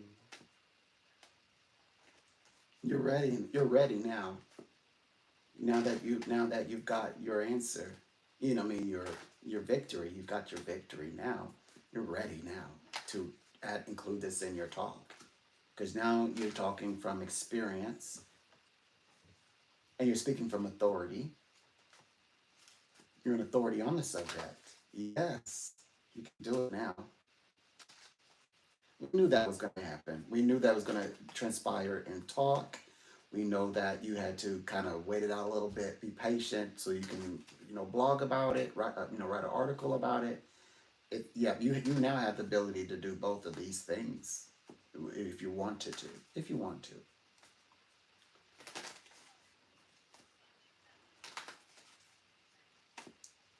Yes, absolutely, absolutely. That's going to be a wonderful article. Mm-hmm. Absolutely.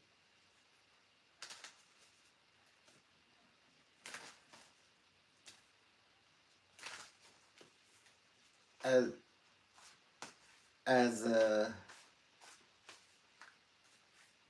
I like the idea as, I mean, I do like the post idea. I do like the post idea. Um, but I feel like article would do justice. Article will do the justice. It feels like you need to tell the story because this has been something it's been on your mind for months, and like we've talked, we've even I remember we talked about even the process and how you would even include links and things. Like it was like a deep conversation on this subject. Like you would have the you would talk, and then you have where you got the article there, and then when you're talking about it, people can go read the article, and maybe links will be available to find out more information. And you're like guiding people, and you're like, look, this is serious. Like you like taking control of the topic altogether as an authority. Like we went into the conversation, we spoke a lot about this. That's why I lean more towards article. I like the post idea, but I like the article. Like the article idea seems to be great. It seems to be strong. Hmm. Because it feels like people are meant to be told, you need to check out this article. like you may be speaking to people like, look, yes, I wrote an article about this. You should check it out, or we can read it together. But or here it is, where to find it. Like I'm getting more of that. Hmm. Yes. Right.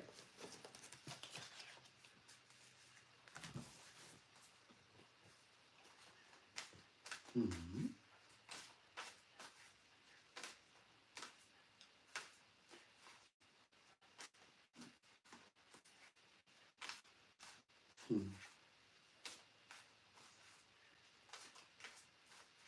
Mm-hmm.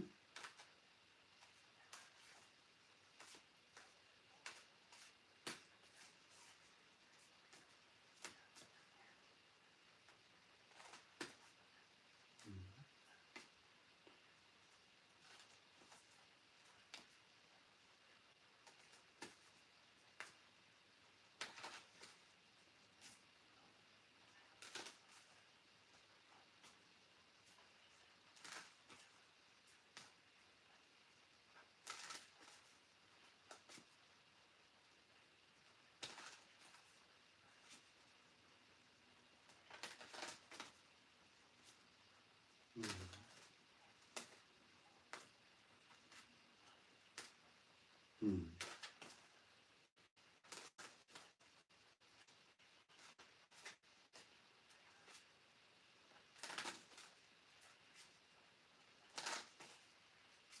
Mm-hmm.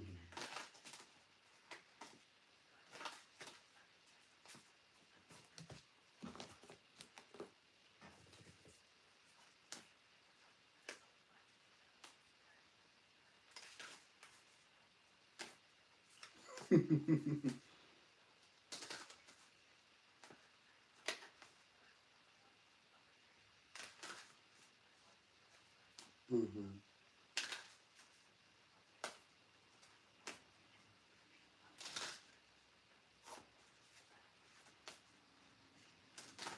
Mm-hmm. Right. Absolutely. It's an insight. You're getting insight from the situation, like special insight. That's what this dream means. You're getting insights, and she trying to reveal something to you that is internal. That means you're getting insight like as an insider, and you're able to recognize like certain like overhaul, like certain steps to this overhaul that many people are not able to see. Like you're able to pick up on it. You're sensitive to it. That's what it represents. And ultimately, I get the strong sense that you have the ability to even follow along and like how things will like add up or play out, or how things are being rationalized. And it also helps to feel, or for the, let's say for the sole purpose, to have an understanding of like why, like why did it work out this way, or why did it go through, make this turn. You're going to have that special insight into this. I'm hearing you say I'm able to, for some reason I'm able to follow along. I'm following along. You're following along. It's like universe is reading you the story, but you're following along. You have a copy, and you're following along with what's happening. That's what this is about. Of course, the dinner, the way that the style of your hair, the timeless history, the environment, which is all taking place, there at the table with your husband, right? This represents in the nature and way you receive information. It means that it describes that you can this is not a description of like a rocky moment in your lives. Like this is a time where your lives are calm. It's collected. You both are. Like, the quality of life is wellness, and you're enjoying and happily enjoying and peacefully enjoying. Yourselves, life. The food represents that. The bread. The hair, the self care, wellness, and now you're receiving this information, but not under distress. That's what it represents. So, and also, this is a present dream. So this is talking about, this is what's going on right now. Like sitting actively, like, with your partner, eating dinner, in this situation. No, this is what's going on right this minute. That's what that means. So, it's like there's some dreams that are meant to predict, 3 days from now, etc. Or talk about your past, and then there's some that's relevant to the present. Mm-hmm. And such as this one. This one's one that represents the present. And also, I get the sense that there's something that you're meant to get out of this. Like it seems beneficial to you. That's also why, like the the nature in which you are in, the way you characterize and describe the environment and the way you feel in the space, that means that there's something that you're gonna benefit or there's something good or like this is gonna be a pleasant journey for Kevin, your husband, for example. It'll be a pleasant work interaction. I mean, mm-hmm. In which you benefit. Of course, you're going to be a part of it. You're going to benefit. You're going to see this and experience these things with him. Is what this means. She comes across as friendly. Different shift from the gentleman. The gentleman not so friendly. She's friendly. In my reading, professionally friendly. Mm-hmm.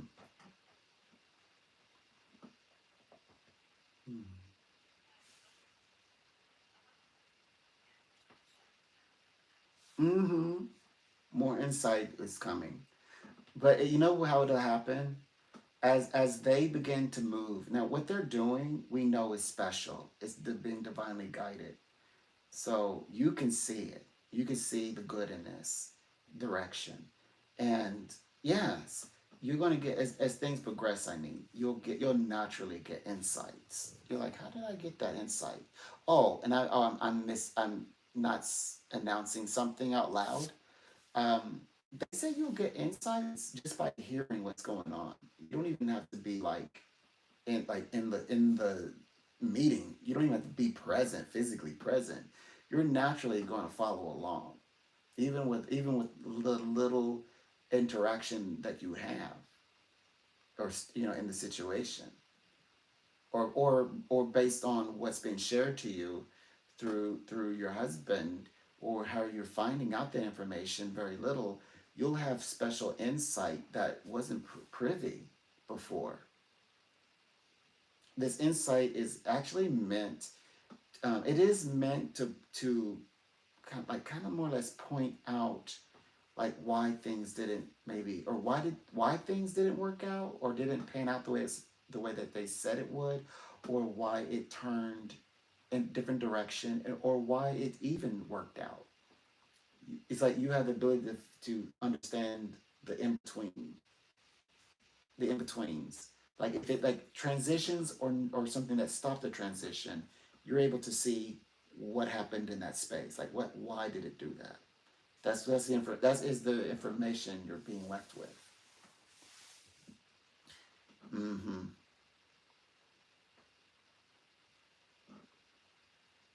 And that's what she represents. That's what this dream represents.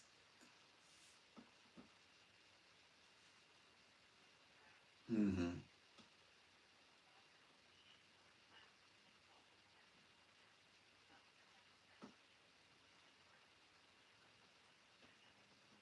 Mm-hmm. Mm-hmm. Mm-hmm. Right. There is going to be a major overhaul, and that is expected. She knew that before going into this.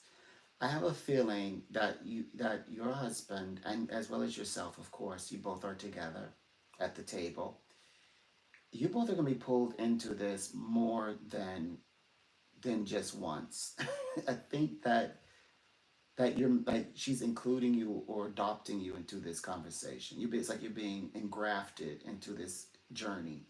By the way. Mm-hmm.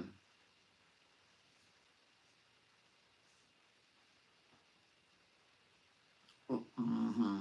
Like no worries. We are doing this podcast. Oh, there's more things to know. There's more things you're gonna want to know and talk about. By the way. Yeah. Oh, yes. We'll have to do this again. This podcast again. Well, you have the well. You know where I'm at. You have my credentials, and so it's like okay. It's like now you're linking up. Like there's a link. There are ties. you're being kept up with the information, things like that, brought to speed and things like that. Right. I can tell that this is you're meant to journey in this space. You're gonna journey with her. Yeah, that's yeah.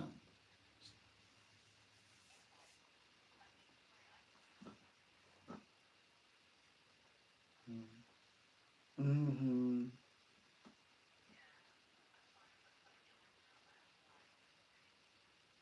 Right. Right.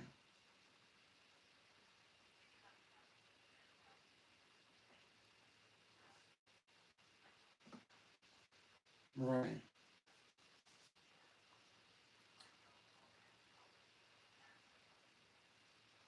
Mm-hmm. Mm-hmm.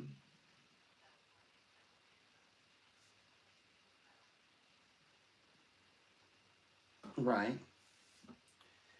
The reversal of that energy that you say, like repeatedly, punch through that energy, said him, that's going to be reversed the moment you send out that the next article. That's going to it's going to backfire on him. It's going to go right back to him energetically. That's him trying to energetically connect with you. That feeling, that punchy feeling. That's him trying to interact and get get you to engage him. But instead, like you said, you're releasing that you're planning this article. It's gonna be absolutely excellent. That is going to reverse, and it's going to be a blow to him. He's gonna receive punches to the stomach. That's that's what he's gonna get. So yeah, and then of course, like you said, productivity. He's trying to. His goal is to be divisive. You said, well, beginning writing, working on your book today. That's also helping. That's gonna help as well. Like you said, take your power back. Oh, and then overpower him too. Absolutely. Or send his energy back to him. What I mean by overpowering, you're gonna send his energy back. Absolutely. Hmm. That's what he's been up to. Yeah, he's caught you at a bad time because he does not know what is next. He does not know, and that's going to be all the more glorious is that he's completely unaware what he has coming to him.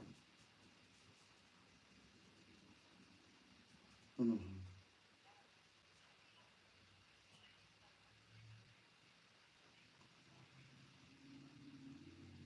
Mm-hmm.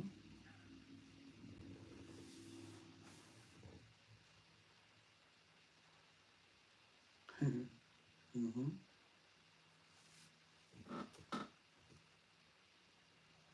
Right.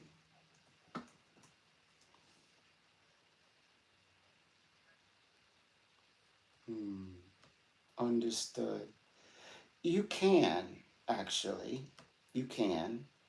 Of course, you have to be very meticulous and very direct about it to get this part done.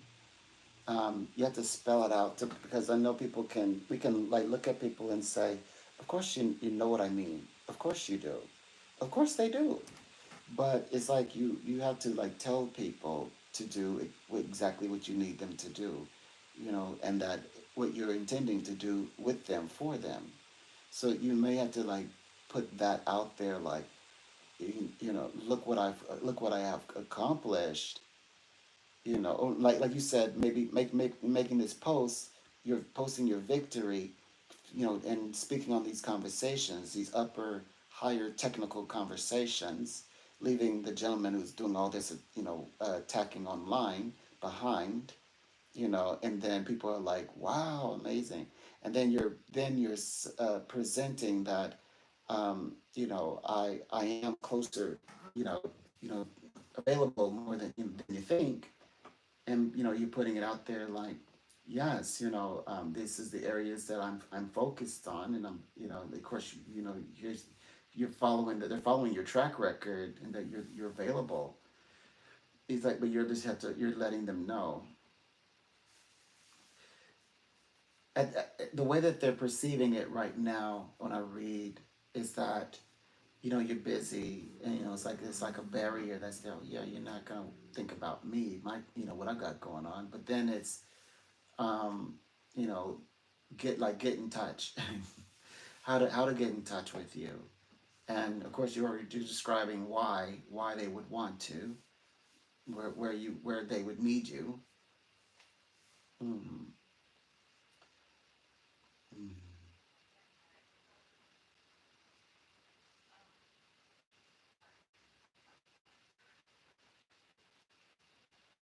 Mm-hmm. Mm-hmm. Right. Absolutely. Mm-hmm. I get the sense, yes. I get the sense, yes. Like he seems to be a part of your journey. When I read for him, I know he turns up like very special moments. With my understanding, like I keep seeing special moments, but he will align with you. I saw that it's like he goes out of his way in my visions to connect with you. I see sometimes like he would never pass up the opportunity to work with you. And of course he comes with work. He comes with wanting to talk about work and things like that. I mean, I think that he will have some things for you. Is what I can tell. He will have things for you. That's what I'm picking up on. Um, let's see. I do see like the marketing aspect. Of course, your influence and your marketing aspect is growing. Like you said, it's becoming big, much larger. Um, I want to say this as like progress, and you're gonna have the ability to say, I have, there's this many. You're gonna know exactly like how many people actually like read or interact with my articles. How many of these are convergences into like clients. Then it's going to be something that you will have the ability to say, like, I mean, not the convergence part, but you say like, oh yeah, I've got people who read my articles. Over so many people read my articles. You will be able to say that, of course. It's like, especially when you're in speaking engagements, and you're letting people know that you're very like versatile, very resourceful, and very open. You're open for business. I mean, you're getting there. I mean, that is the direction you're going. There's no doubt about it. But like you said, but does Justin send work? He comes with work. He certainly does, and always eager to work with you, and he does. But even though at times he's been out of the blue when he connects with you, it's like out of nowhere. But they said that he is available, and they say that the guys describe him as um, like asking you if you would like to help him with something, like that you like to take on this project, so he thinks of you like that, that you lend that you haven't let him down, so he 100% is trusting of your abilities, your skills, like 100%, and would want you to help him, would actually come seeking for you to help him. And so this time around, as you would say, work for you, for you to take on. Yes, he will have some things, that he can align with you, that you say be interested in. Mm-hmm.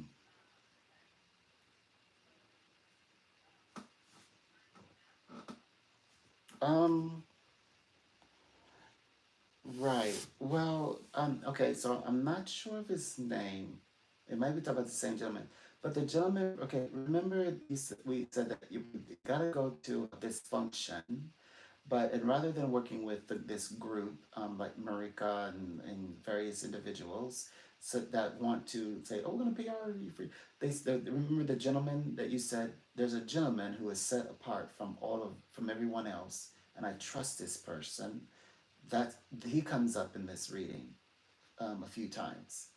I believe that George. Okay, we need to connect with George.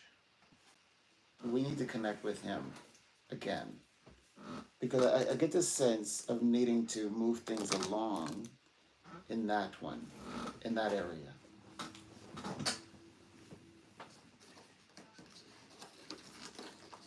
Good. Okay.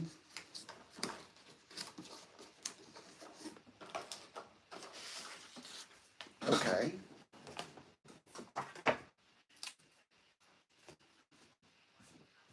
Beautiful.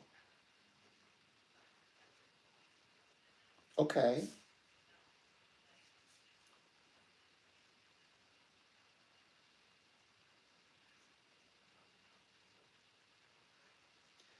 Exactly. Or to prepare, like like heads up. And heads up. I'm gonna want to talk about these things. I'm interested in this space moving forward. Mm-hmm. Like you said, planning to instruct you on, like, let's get together. Like you say, get together for the dinner with an intention. Absolutely. Mm-hmm.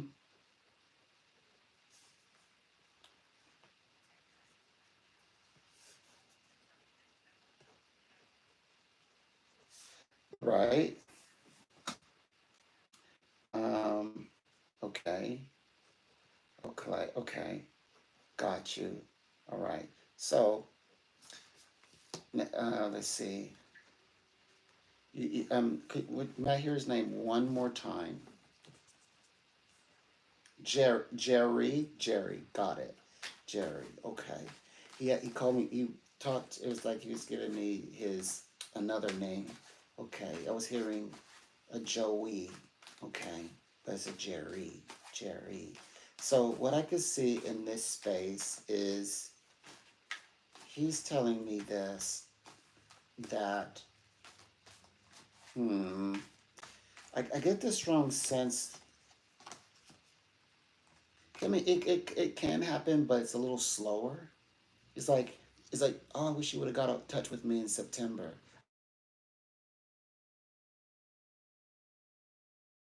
We could have talked about this later or earlier, so not later, but earlier.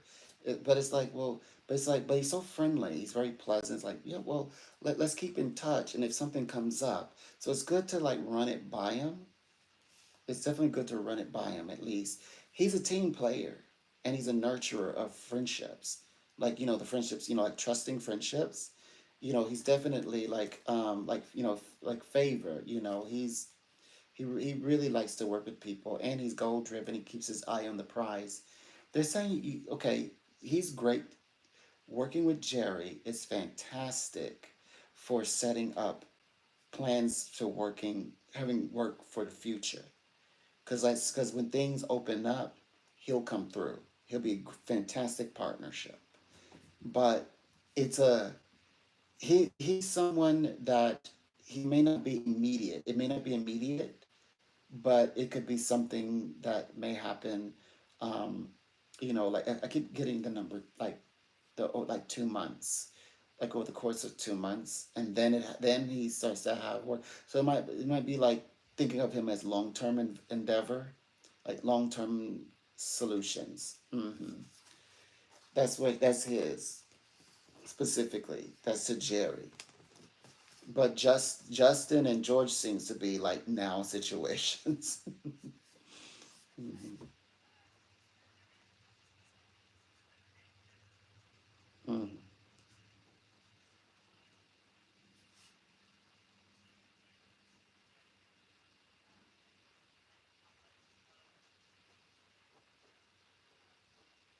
Mhm. Joey over Jerry for work with clients. Mm-hmm. For you. Yes, absolutely. Jo, Joey's is the power is the stronger one because Jerry's like a referral. He says he's Joe. Jerry said Joey. It's like Joey. Okay, Jerry's. It's like Jerry said Joey. Just like Joey has the work. So the immediate ones are going to be George, Justin, Joey, Jerry long term in the future if you decide.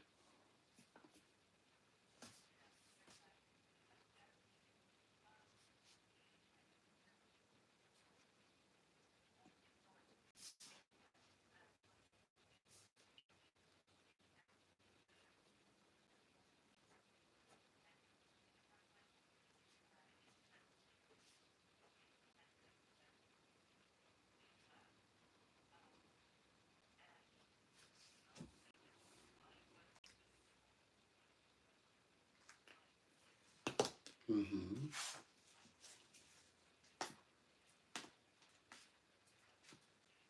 Mm-hmm.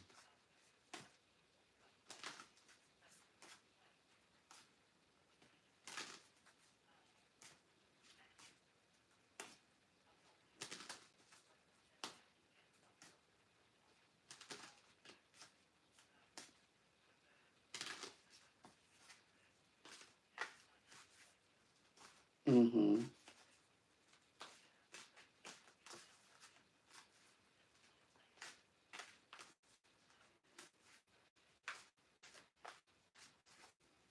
Right.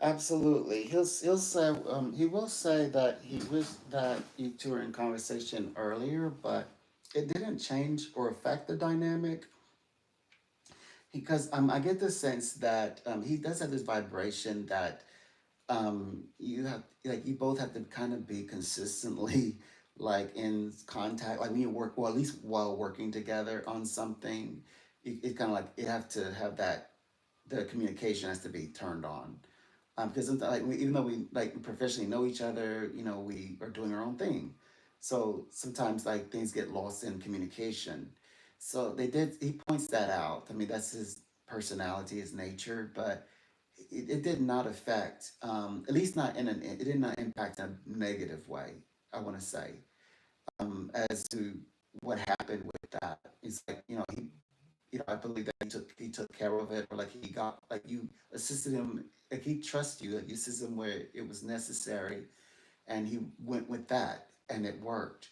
But I do sense that he's going to say, of course, I keep my open ears and eyes out for you. It may take me some time, but as soon as something is open, it's a yes. Now, I just calculated that he's more of a 2025 subject, but they said it's good to set this up now because, this year is about launching partnership, shaking hands, connecting, and things like that. And then next year over, it will play into his and your dynamic because the dynamic is going to be how well do I know you, you know uh right, how close are, like what have like how we worked together before, and it's going to be, the answer is going to be yes, and of course you're close enough professionally. And he's like, yes, I could use your help if you have time, you want to, are you interested in this project. That's Jerry saying yes, yes, of course we can work together in 2025 though, but it's all it's together. I know that it's a yes for him, but it's long term. Path number 8, like 8 weeks. Things come to him in the number of eights. So it might be 8 weeks or something like that. Oh, I have this for you in 8 hours. I'll get back in touch with you. Just like 8 hours pass, and then he's come. He's here. He is. So they said that's like, because they said sometimes like he just falls away. He's like, where did he go? Where did he disappear to? Haven't heard from him. 8 days may go by. He's like, oh yeah, yeah, I didn't forget. I had things came up. So that's gave us. So not only does he fall away, but they gave us his little time sync that he does it. So you can, I guess you kind of disrupt that. Sometimes you're like, oh, I know what this is. Just think 8 eights. 8 hours, 8 days, 8 weeks, etc. So we definitely want to say, all right, when we do connect with him, we're gonna be like getting out, maybe get in touch with him. Like, okay, I know you're busy. I know you're gonna contact me a little later, but I'm following up with something important. That way, it kind of helps you to stay in agreement. That's so. Just give it a little. How the universe does. It gives you a little bit information, detailed information about the situation. Jerry's definitely he's all these. First of all of these gentlemen are pluses in my eyesight. I think that they all have their own gifts and talents and skills, experience to bring to offer, Rebecca. But I 100% believe that all of them that you've mentioned currently are now situations, while Jerry is more like, it would be like Jerry is like, well, it's not pressing, but I could use the word, but it's not pressing. So I can make like reach out to him, make a plan to work with him future wise, and of course it will happen. But then we want to smooth that over and say, yeah, it is a now situation. But the gentlemen that you mentioned thus far are the ones who are like, let's work together and let's work together now. Hmm.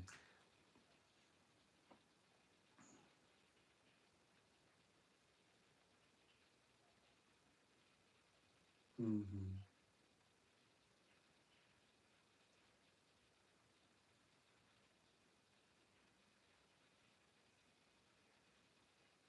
Hmm.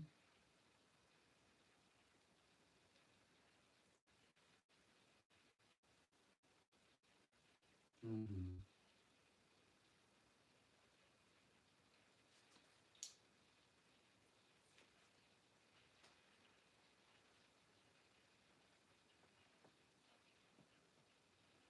Hmm.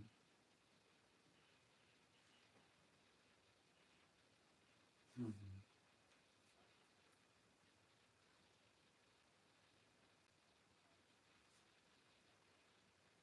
Hmm.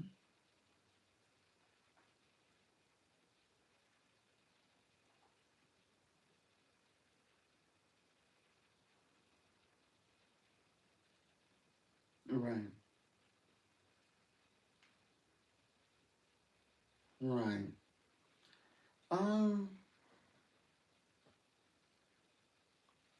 When I connect with him, when you've mentioned his name, like, okay, so apart from I'm separating him from this group of gentlemen, he's a different energy altogether. When you bring up Peter's energy, my energy shifted. He gives me this feeling of like that he cannot truly connect.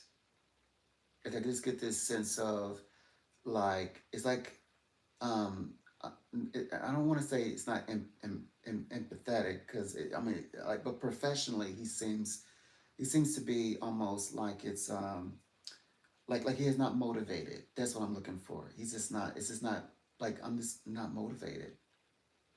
I'm unmotivated. Unmotivated. I don't have the motivation. Like that's the vibration. Like I just don't feel like reaching out. Like oh, I don't really care to. It's that vibration. It's not quite apathetic. I mean, that's a little. I'd be a little much to say it's apathetic, or be lost of void of empathy. That would be a bit of a stretch. It's just I just don't really see productivity. He feels like he's gonna let me down. Like the way that we were kind of seeing, like how this would play out with Jerry. Like he's everything that Jerry is not. Jerry is not like Jerry's gonna let me down. Jerry's like, yeah, I'm not in contact with you so often, but let's keep in touch. And then he never responds. This is Peter, not Jerry. Jerry is like, we're gonna work together. Don't worry. Peter is like, yeah, send me what you need, but then it's like nothing moves forward with it.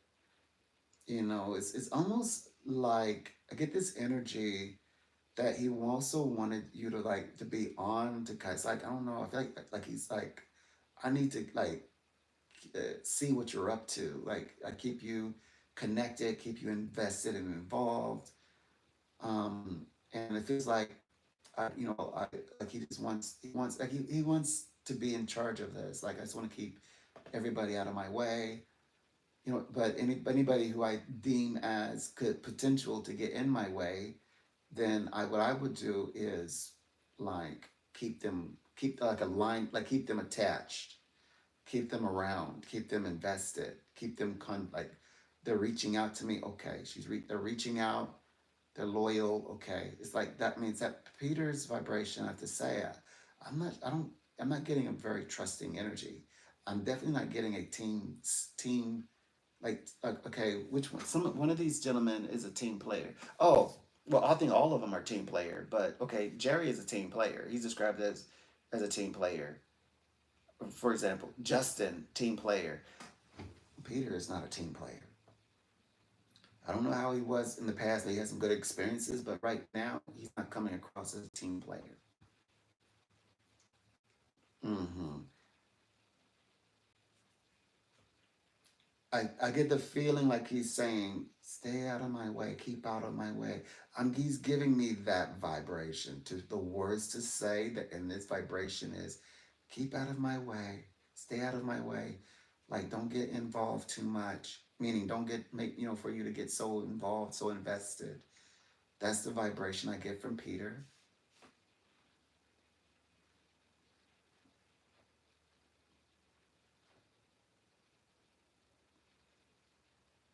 Mm-hmm. Mm-hmm.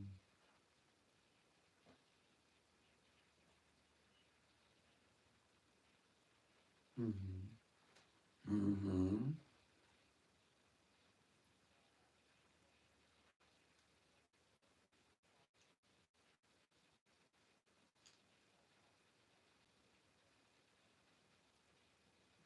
Mm-hmm. Mm-hmm. Right.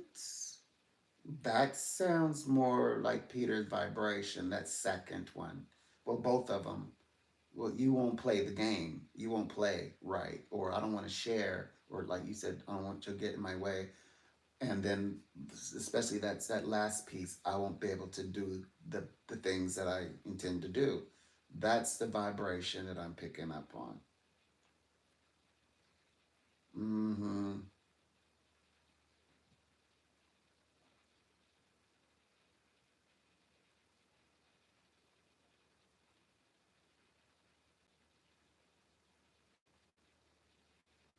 Right.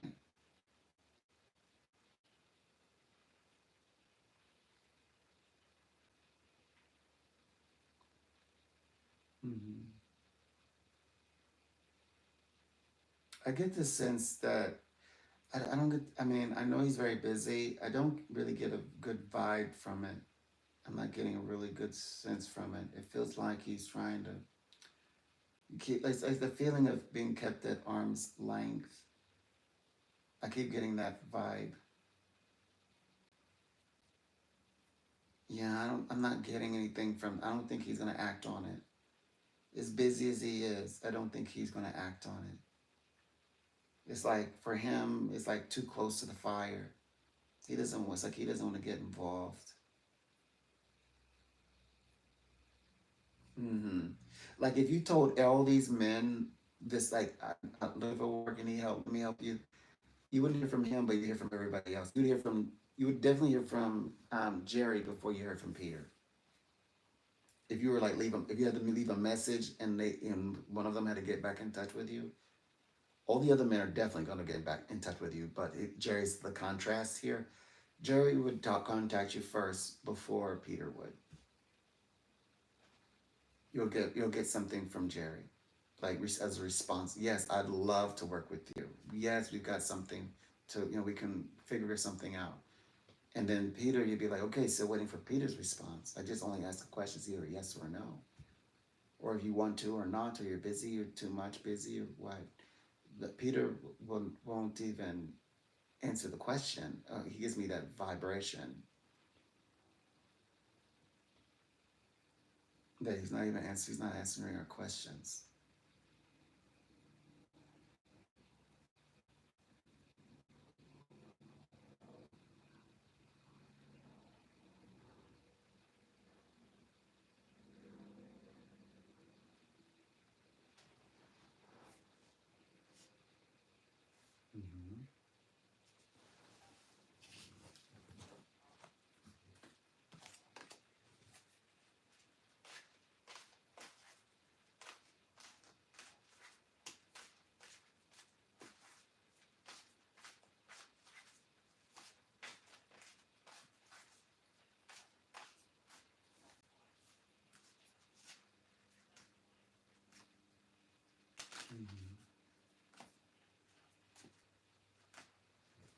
Okay, so let's take a look and see what's going on in this one. I get the sense that, let's see, it feels like yes.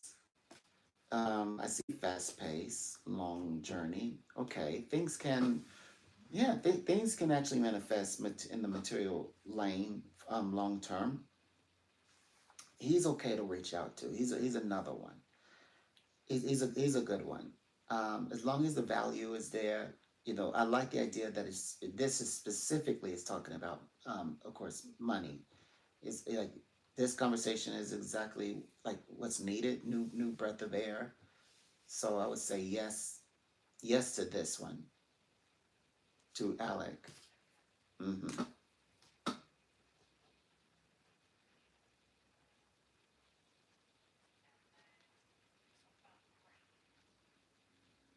Mm-hmm. Okay. Let's take a look and see what we get here. With Craig. Okay, well, we better pull him up first. So here we say, Craig. Um, the guys here is, I mean, right now it's, as you see, the doors are shut. The doors are a bit shut. He's not, I mean, he's not opposed. He's not opposed, but he does seem like this is more work. Like there's work here. I mean, there's not. I mean, of course, he has some things that he can align with you, but the personality of Craig, the personality of Craig, sometimes when he's I'm reading him, it feels very much that you would have to be like 100% open, available, tied to work with Craig energetically. I get that strong sense. You keep showing me these double doors, and it's like where anything goes. It's like that vibration. He's like, yes, we, unconventional ways. He's like, yeah, yes, we can find something. They always work here. Come on in. That's I love his spirit though. I love this energy. So I know that it's a yes, but they're just saying, yeah, you really prepare yourself for sure. He's a journey. He is a life experience. And it's like it's always rocky, like the boat's always rocking over there. Like he rocks the boat on constantly over there. But he will be there for you. He will support you for sure, no doubt, in your endeavors. It's basically you have to approach him like you're intending to for conquest. Like are you ready to accept the world as your oyster? That's his motto. Like, and if you are, come on in. You're welcome here. It's just that kind of thing. And he, definitely perhaps looks at the glass as only half full. So you have to be like very much on point and focus in what to not get swamped in the emotional space. Just say no. I'm here for this reason, and like really hone in on that. Then it's a yes. At that point, it's a yes. If he's meant to be, I like his energy though.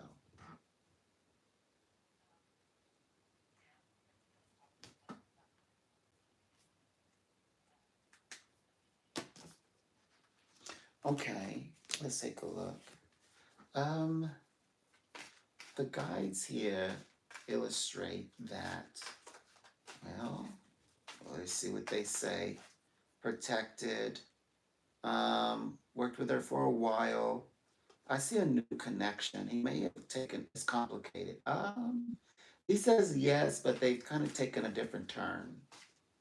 So they may not have talked or may not have worked together for a while. Doesn't mean they can't work with each other at all. But it's like their connection is taking a turn. He says it's like they've not been engaging or interacting for a while, not working together for a while. I keep hearing that. But he says there's no foul though. I mean, of course they can contact each other anytime or work together at any time. It's just that he's got something new things, new person to engage with. Like there's something new, a new. And I keep saying describing a new situation as opposed to working with her. Is what I see. So that's in the emotional realm. That's what he says on, from the inside. So let's see how it's on the outside. It says commitment issues. They broke away for a minute.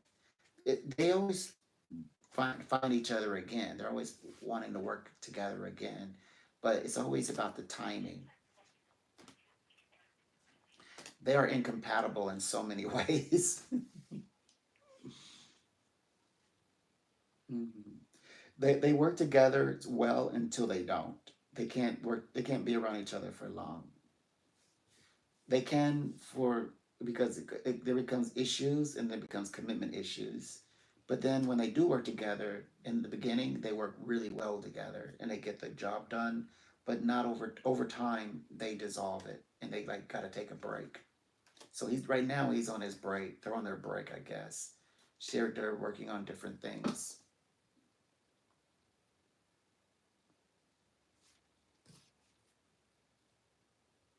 Okay, indeed, a pleasure. I hope to speak again soon.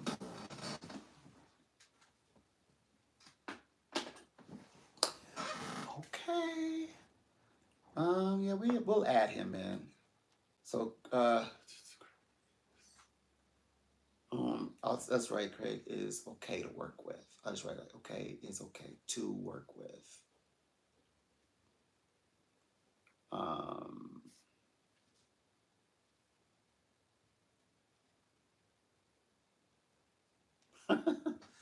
okay, so that is yeah. We're gonna do work.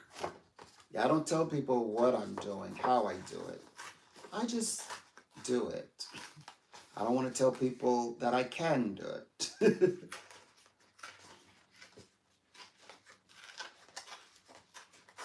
But this is how I keep up with what needs to be done. There. All right. Now, let's try this again. Oops.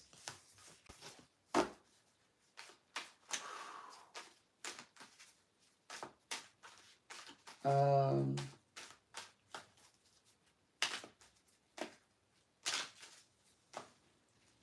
so, where was I? Social. Oh, hold on. Okay.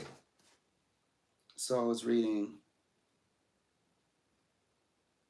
Okay, so Vice President Kamala Harris, capitalism refers to an economic system in which a society's means of production are held by private individuals or organizations, not the government, where products, prices, and distribution of goods are determined mainly by competition in a free market or opportunistic market as an opportunistic opportunist economy system, it can be contrasted like opposite reversals with the economic system of communism. So, communism are not those things.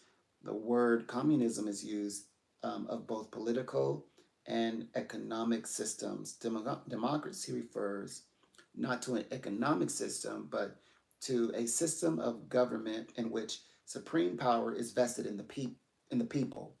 That is Pluto. So this is democratic, while Venus is the justice, is the Republican. This is Republic. This is Democrat. This is Democratic Republic. So, with that said, um, let's see. Okay, so the people, okay, and exercised through a system of direct or indirect representation, which is decided through periodic free elections. This is the mystery of class within the society. So the mystery of the class of society is to take away, like, so within the republic, to take away the democratic ability for um for this, where in which the the people have the supreme power rather than the republic would be to autocracy, vested in the people, the supreme power, um, and the ability to exercise that power, direct or indirect representation to the republic, like raising up someone worthy to be in the republic seat, the executive seat, which is which is the seat of Jupiter. The executive seat of Jupiter is the president. Oh, office is under constellation under the planet Jupiter. Um, and so it represents the class within society. So if this was to become the auto the so it goes from Venus to, if it were to become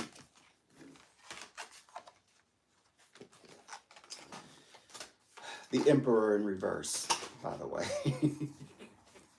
So if it were to become the Emperor in reverse, that's what we're looking for now.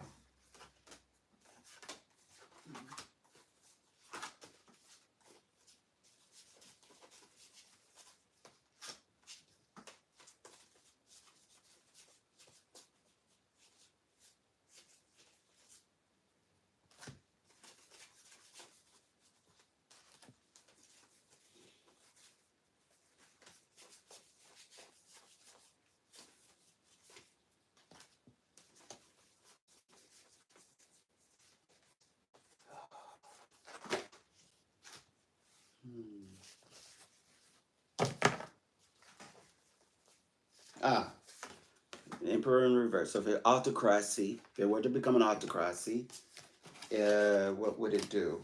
So that means it would become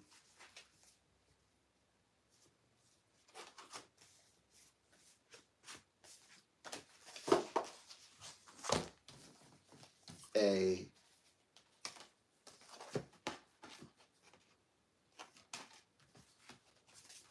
well, if it were to, okay, so the imbalance would become a class, a society without class.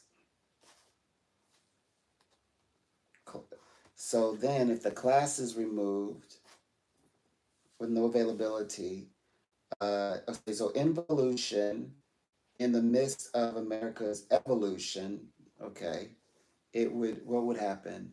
So the observance is faulty in communism. So what is the fault in communism?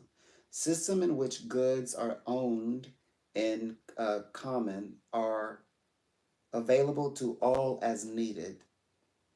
That's socialism. The class part end of it, a theory advocating elimination of private property. There you go. So property, your money, um, okay, so the dogma part of it, doctrine based on revolutionary Marxism, socialism, Marxism, uh, Leninism, that was officially ideology of the Soviet Union, Putin of Russia. So, in other words, totalitarianism, system of government, which a single authoritarian reverse party controls, state-owned controls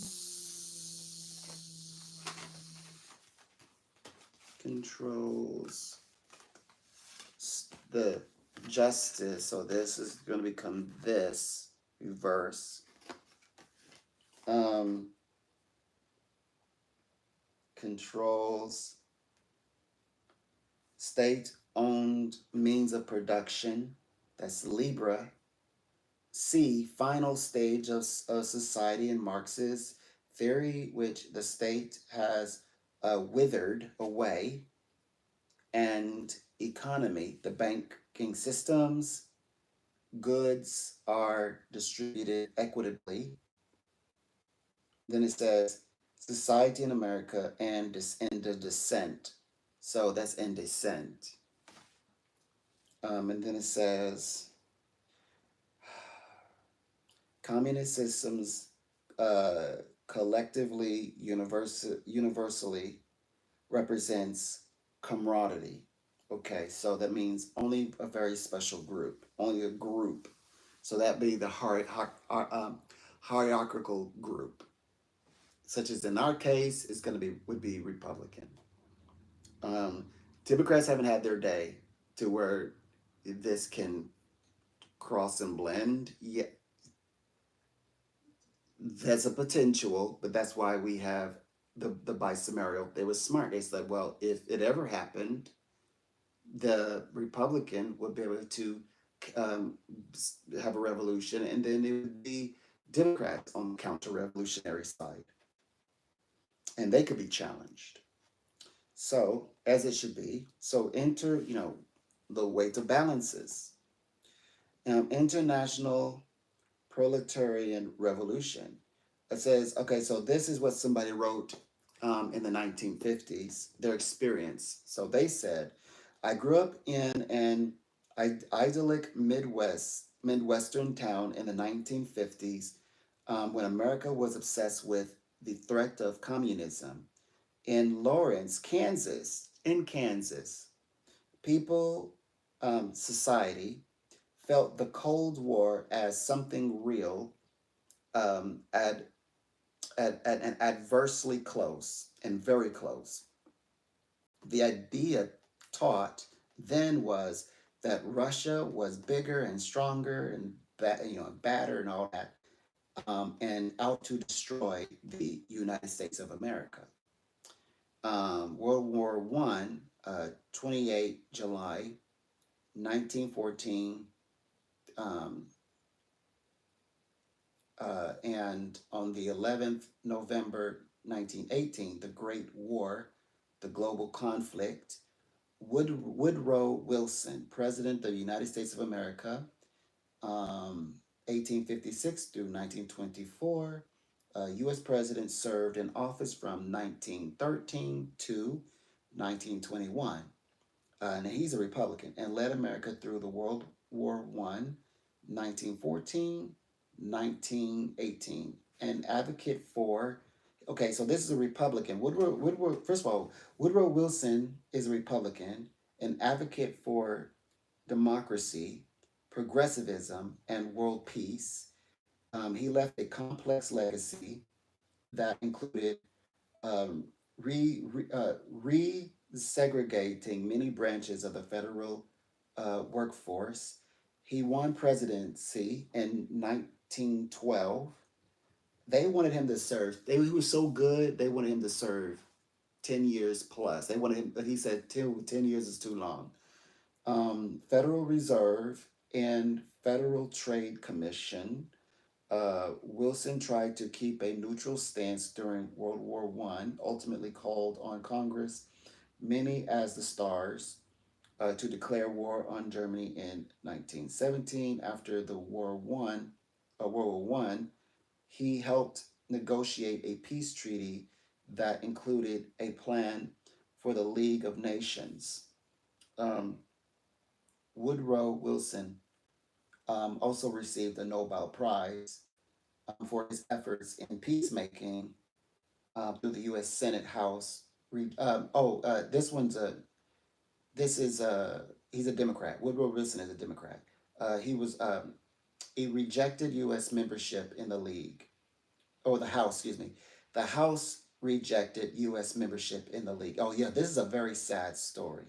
Woodrow Wilson came under a trifecta, a political situation in which the same political party controls the executive branch and both chambers of the legislative branch in countries that have been bicameral, like ours, legislation and executive that is not fused. That's ours. The 63rd United States Congress was had a meeting in the legislative branch of the United States federal government, composed of the United States Senate and the United States House of Representatives. Um, it was okay, Washington D.C. from March 4th, 1913 through March 4th, 1915, and it says this was in Pisces, Neptune, the church. So there was an assembly, and the information was dogmatic and philosophy, etc. And during the first 2 years of Woodrow Wilson's presidency, the appointment of the assembly of seats in the House of Representatives was based on the 1910 United States Census, which evolved into the metropolitan statistical areas of at least, so, having 200,000 people, which is interesting where they got that number from. That same number, the 200,000 people, or the 200,000 people that the electoral colleges were looking at to count votes of black enslaved, at that time, black enslaved Americans. Not yet, well, they were not yet Americans, but on their way to becoming American. And so, no. Yeah. No, that's right. That's right. Yeah, they weren't. They hadn't. They were still enslaved. Okay. The Democrats had greatly increased their majority in the House. Okay, so the Democrats had greatly increased their majority in the House, won control of the Senate, giving them full control of Congress for the first time since the 53rd Congress in 1893.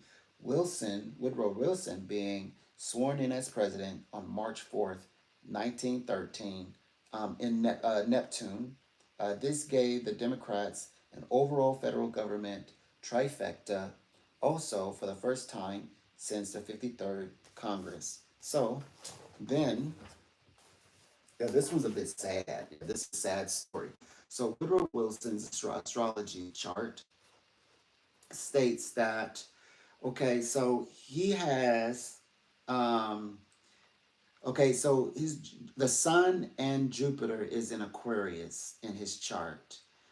And so he was like, what I noticed is that when there's a strong influence happening in Aquarius, when these major times that Democrats have or the people have pulled forward to do something very important for America, it always has aligned so well perfectly with Aquarius. It was definitely business. Like that would have been business for sure, 100%. Capricornus, this is Uranus. So definitely organized, very organized. Mercury and Venus, very phenomenal with people. His pathway, Venus in his Sag, this was the one I actually highlighted. The only one that I really looked at was that he's about humanity, friendship, and peace. That was his calling. And Virgo with the moon, very analytical, sharp mind, wit. And Gemini, he is able to understand things at a deeper level, especially on a spiritual, psychic level. Neptune is in retrograde. So he has great depth and clarity from a genius or scientific viewpoint. Okay, 1 second.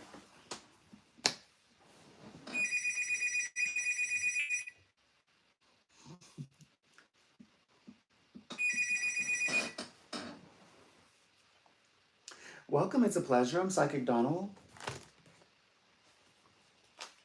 A pleasure.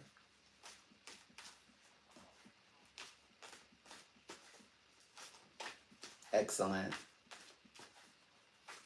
That would be fine. Thank you. A pleasure.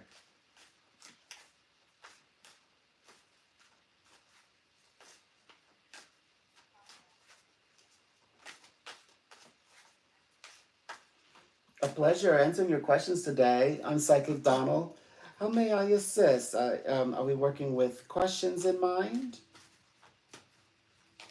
Okay. And I also love, okay, we want to answer all of your questions, of course, in our reading, but I also can hone in on very specific areas. So as you have questions, we can really get those answers that you're looking for today. So I'm ready as you are. Oh, well, we should start now.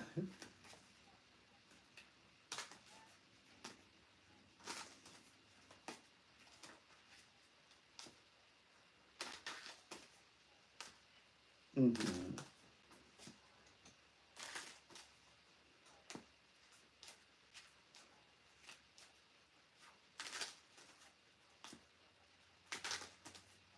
Mm, okay. Mhm. Right? Okay. Understood. So what I can pick up on is this.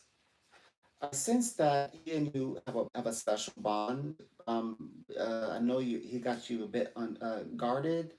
I do see some connections there. My guides are telling me that he says he doesn't want to steer go the wrong way, I should say. He doesn't want to go the wrong way. He does want a relationship with you. I don't see that he's out there in the world. Like, does he have anybody else around him though? Is he like invested or getting involved with anyone else? I'm not seeing that for him this time. What I'm actually seeing is that he's very much connected. I still see him connected with you. I think he relies so much on you to kind of hold and push the relationship through. But I don't see him investing in other connections when I read for him. He's not doing that. And so you'll always will find out that okay, he's not out there, he's not invested in people, but it's like he counts on you to kind of push the relationship through. That he does do, and sometimes it's a bit on and off, and that may be where the where you become unguarded. It's like you're starting this new idea, new direction. He says it's complicated. He said, but the prize is he and you together. That's the prize. It's the dynamics that is off. And yes, he could be accused of taking for granted that that you relying on you to hold the connection. It's a strong connection nonetheless, but he could be accused of, taking that part for granted. Oh well, she'll find a way. She always reaches out. She always talks when I'm ready to talk. He takes that for granted. That's very true. Cheating, no, that's not him. At least that's not representing him today. And yeah, there's something on with the dynamic. I do see it's that he does want to stay connected as well. Mm-hmm. Thing more. Okay.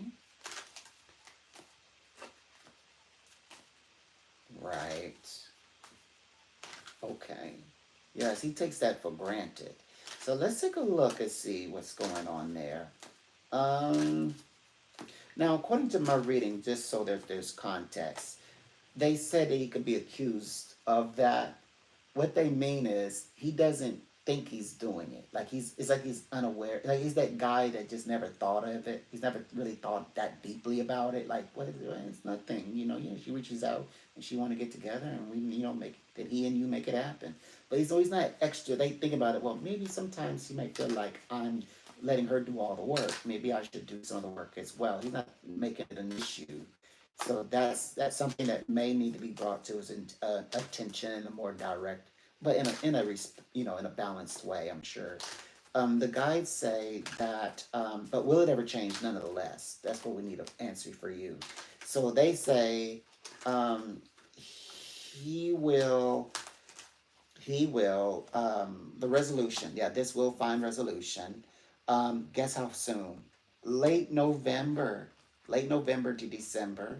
It will be unexplainable how the change has happened, but it's going to help things flow. You two are going to flow, and it will not be regret, and he will continue pursuing.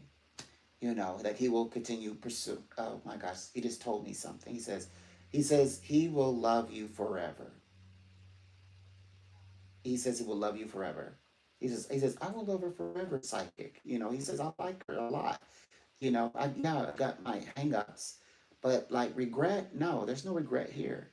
There are, you two have your differences, and when there's a time in the space, there's a way to activate your souls. And they also said this, that's concern that says, oh, you two are just in passing, or you both are in limbo, you don't know how to go forward. This answers your question. Yes, you two will reunion. You two will have your reunion, or your reuniting. You two will continue your journey as a couple. There's no doubt about that. Yes. Oh, and by the way, just in case, it's twice over they kind of mentioned this in two different methods. They said, yeah, whenever you decide, do be insightful and do detective work, they said that like unexpected things will happen that kind of proves his loyalty to you, like something nice that he'll do for you or do with you. Like he may come across extra nice or generous or gentlemanlike, or like, hey, as a gift, like for him you to go out. It's like he's always making up that space that says, what if I like looked and checked just to be sure, like, is he got anything else going on? And then he comes around and does something, you know, wonderful. So you'll experience that, and please know that that is genuine. That is genuine, is what they want you to know. Sure, absolutely. Let's take a look. So this is referencing in contact. We know that there are shifts, but we need to break out our calendar. So the psychic calendar says, in realm of contact, he's telling me, yes, that he is going to be in contact soon. I know that is relative to a few days or a week. So we need to look at that very quickly. So the guides say this. He's letting me know. Okay, closing out this week. So say November, the first week of November. The second, well, okay, so it's the first week of November, but it's after the first middle of the week. So after the first like 3 to 5 days, like it's like 3 5 days, he reaches out. Um, okay. Oh, I see. And they said that he would reach out in a very direct way, a very specific way, um, emotionally connected through communication. So he's like reaching out to contact you. Yes, it's on an emotional level. He's wanting to regroup or reconnect. I also see a wheel of fortune. So yeah, he's wanting to. Yeah, he's definitely showing me that communication, reaching out, wanting to get together. Yes, good.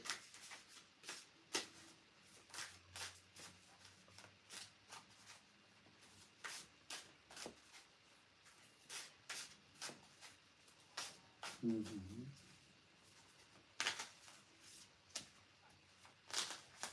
Hmm. Is that completely done? Okay, right. Mhm. Well, I'm glad I didn't touch my original method. So they said, to your invest, they said, as you begin to investigate, he always brings, he comes bringing gifts and things, and unexpectedly, like things happen between he and you, a matter of sharing that you would imagine if there was anything going on, it would be with anyone else, but not with you. But it turns out that that time is indeed spent with you. And they also mentioned this, that according to the reading, that he is connected with you. In the beginning of the reading, it suggests that his bond is with you, strictly. So what I reinterpret that as is, right now he and you are the two people, the man and the woman, engaging each other. and figuring things out. You two have much to work through, but you two are actually going to continue your journey, and it's more uplifting for you two to continue this journey because he is sincere in wanting to be, in an exclusive companionship, like companionship with just between he and you, right? But most importantly, he may have his downsides. He may have some faults and what have you. But these are not things he's not willing to advance. It's like he may be thinking, "Oh, was that all? Well, I wish somebody would have told me." He may say that in his mind. He says, it may be complicated in his mind, but when he hears it out loud from his partner on the other side, it may not be so complicated.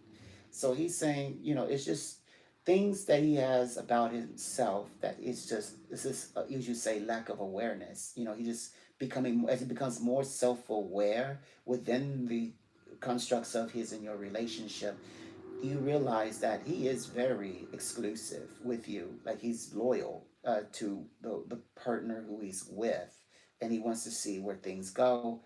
I do believe like he wants to be with you long term, and that's why I have to say, I think it's more beneficial for he and you to be in a relationship.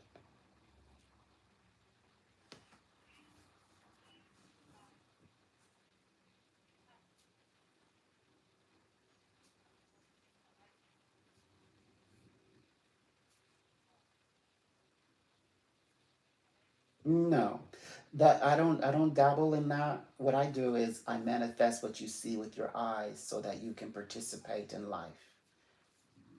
I am a time psychic and I predict the future. That's what I do. That's what I specialize in. And so the things I share with you, these are things you're going to witness with your eyes and in the time frame that I give. My numbers are applied to dates and times and months and weeks and days. So we say, no, right, right. So I mentioned November, that's your time. I mentioned number as in terms of the first week of November, but more like the after like the like middle of the week type of situation, like 3 days, 4 days. So somewhere around there, 3 5 days. So those are how I would use numbers. But I like to speak on things that people see with their eyes. I stay out of the whole introspective because I can't prove that. I'm willing to prove things that you're gonna be like, whoa, that actually happened to me. I lived that. That's what I do. So I know that this gentleman, right, is gonna play out in your life. There's no doubt about that. And you're going to see that happen in a very short span of time, that to play out to be the truth. Mm-hmm.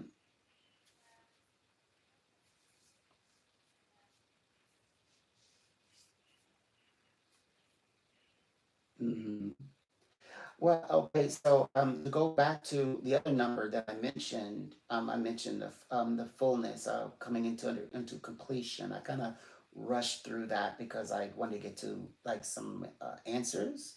Um, yes, so this represents the end of this month of October. So I would say it's going to be a quiet October for you.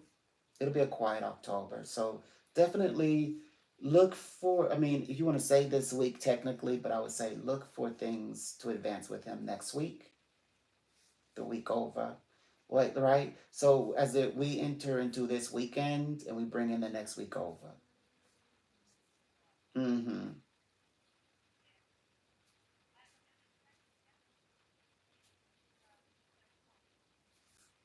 No, he and you are now going forward. It's time for he and you to progress forward. You got to start believing in yourself. You got to start believing in your relationship, and and you got to also let him know that, hey, does he realize that that he relies on you so much to do all the reaching out, that even if you said not that way, that hey, it'd be sometimes nice if you reached out. You got to surprise me. You got to reach out to me. Surprise me. So even if you just said that, hey, surprise me, reach out to me and let me know you want to get together. I'd love that. I just said you need to stay in that space and focus on that and go forward and participate in living life. We're raising your high vibrations. He and you have the ability to have your companionship. And that's what you two are going to need to focus on.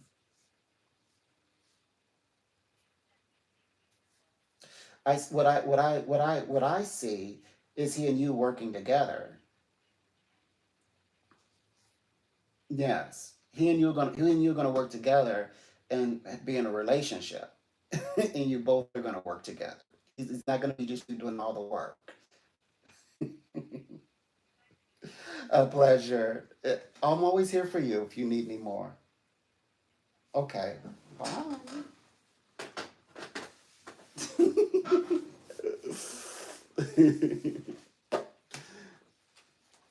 Do not try to make me generic. I am not generic. I'm not doing no generic readings. No. I refuse. They're like, ooh, what else can you do? I'm like, oh, no, no, no.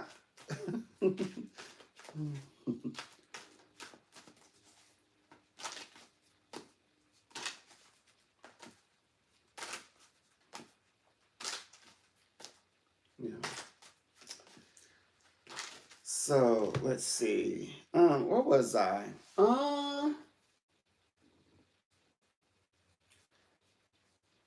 Let's see.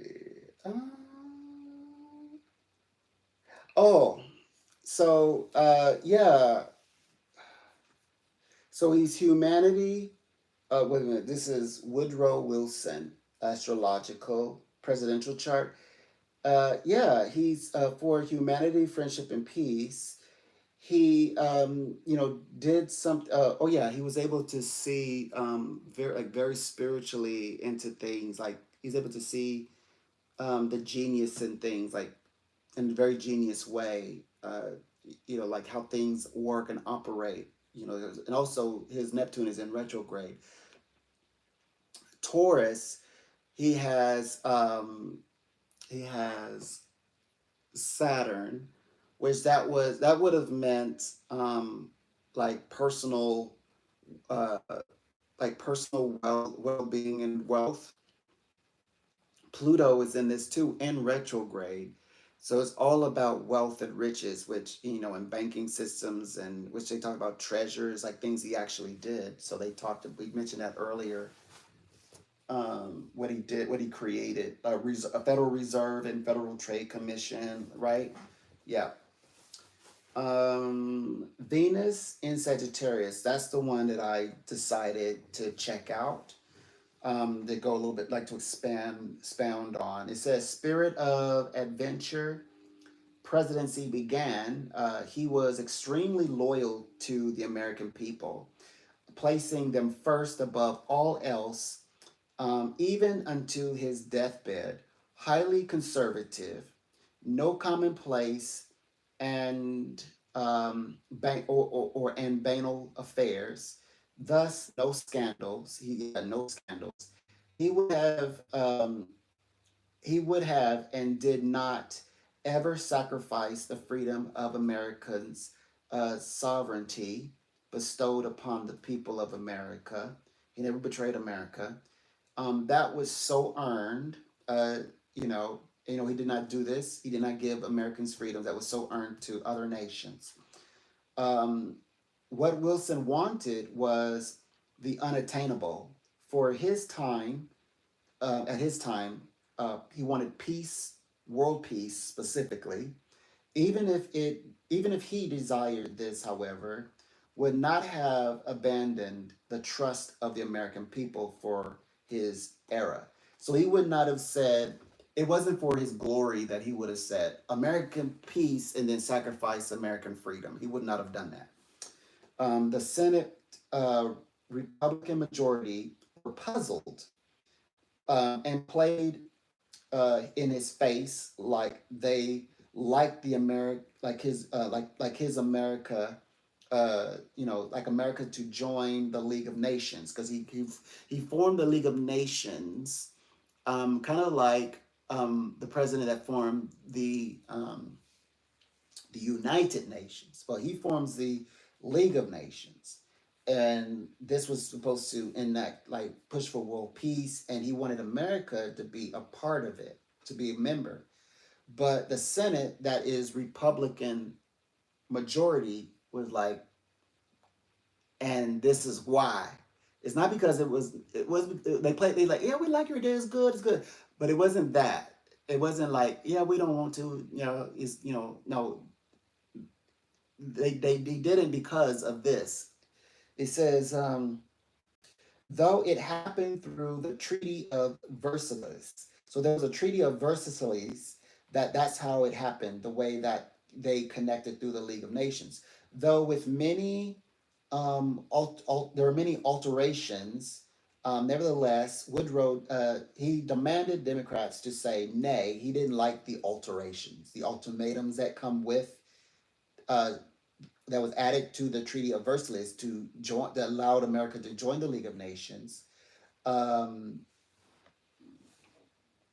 and Democrats. Oh, thus, of course, represented by, as described, either okay, the Republicans. It says because okay, the Republicans were not invited to the peace talks in France. So he accomplished peace talks in France, and the Republic he didn't include Republicans, and they were like, oh really? So now that he's like, well, let's continue to work towards world peace. And he says, let's create the League of Nations and advocate for world peace. And he's like, well, through the treaty. So he said, introduce the Treaty of Versailles, and the Republicans are like, we're bitter, we're bitter, we're bitter, we're mad. So that's what that's what happened there. It says his imaginative ideas for world peace affairs surrounded him with projects that would take him into a foreign country, away from home, and winning the no yeah he won a Nobel Prize, by the way. He won a Nobel Prize for this.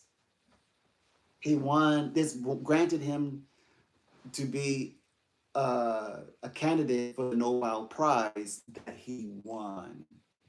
Okay, so the Senate, primarily Republican, it says that the Senate did not like the idea of the League of Nations, and Wilson's delegation uh, to the Paris. Uh, hold on. The Senate did not like the idea of the League of Nations,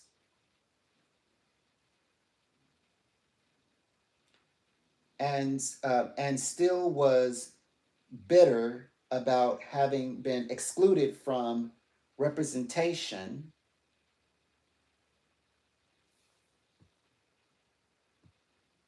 in Wilson's delegation to the Paris Peace Conference, PPC, Paris Peace Conference.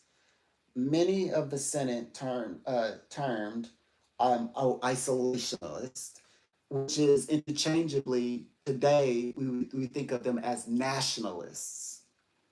So there's ultra nationalists, and then there's isolationalists, but then there's nationalists. And so this says many of the Senate termed isolationalists.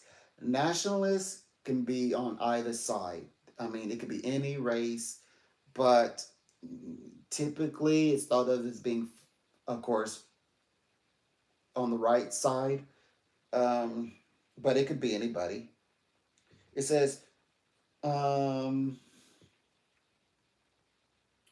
perhaps present term preferred nationalists preferred not entangling the United States in international agreements, stating that could either challenge American sovereignty, draw the nation into another European war.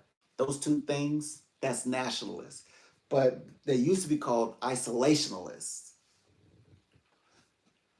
It took 6 weeks to hear, and they made this decision in 6 weeks.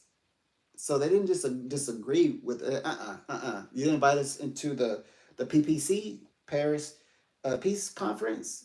6 weeks they had made their decision. They made their decision for the entire world. And it says it took 6 weeks to hear the Treaty of Versailles, um, which they failed it. They failed the treaty Then uh, Midwest, it says this is where the role, where the people, this is where the democracy plays a hand. So society, people, democracy at work played a role in world peace ambitions. um, Woodrow's solution was to get on the road, bring the Treaty of Versailles and the League of Nations to the American people or society, um, democracy. So that's the checks and balances. So these people group up here again, use their the patriarchal. They use um, the hierarchical space republic says no to the Democrat, even though the House is majority Republican, but they had a trifecta, Democrat elected presidency. He said, well, the checks and balances the forefathers created, the other half, the bicameral, will go as the people, which is the Democrat.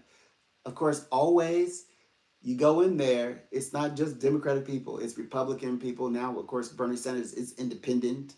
So you got all these other groups, but it's the people in itself that represents democracy for the republic. So under ours is a republic.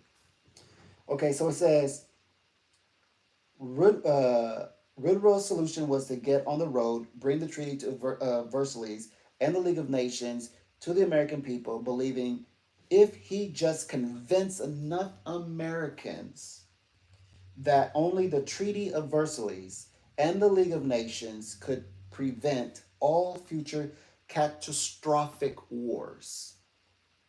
Of course, he went, and yes, a place where mostly visited were, except one thing, considering the era, the places he would go in the Midwest were um, isolationists. And these individuals are today's nationalists. So he went there. So like today, if he were to go, he went to the Midwest, and he was surrounded by nationalists. So now, considering the era, remember, this is in his time. So, right? So he went to these spaces where he's thinking he's talking to his people, Democrats, but whether Democratic or Republican, he's talking to isolationists, nationalists. That's why can't just stamp it on far right, but they were in their thinking, they were thinking nationalists, the era, the era. Not since today. It says Republican, right wing. He continued this until he ends up collapsing with a stroke. So this like, why you world you what do you mean you don't want world peace? So he ended up having a stroke, becomes paralyzed on all of his total left side, completely paralyzed, bed stricken. It's explained that his wife had to like relay his orders, and then Pueblo, Colorado. Then Washington, D.C. is where where he was bedridden until he died. And let's see, the last page of this says, this now, okay, Calvin Coolidge. Now this is the one that I'm telling you, John Calvin Coolidge Jr. He was the Republican. I was saying Woodrow, my bad. Okay, Calvin Coolidge is the one that is the Republican that I believe, one without a doubt, that if he were here today in 2020, like, okay, so he's from the Roaring Twenties. So the Roaring Twenties, so that would be 1920. And if he were in 20 in from 1920, and if Calvin Coolidge, John Calvin Coolidge Jr. was in 2024, and he was in the space working with um, Kamala Harris. I think these two people would get along. Kamala Harris would still be married to Doug, but I'm just saying that these two would be high fiving. Like she said, she's bringing Republican to serve on her cabinet. This is like Coolidge. Calvin Coolidge is like is like had the minds the same ideas as Kamala Harris has today as Vice President of the United States of America. It says serving President of the United States of America, 1923, 1929, a Republican lawyer.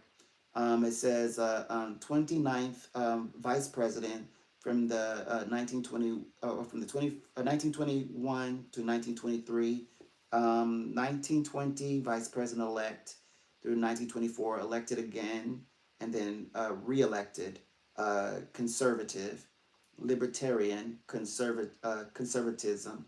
The president at the time that he was vice president to was a Republican and scandalous, and then died. And then this one came in, and everybody just like he's like a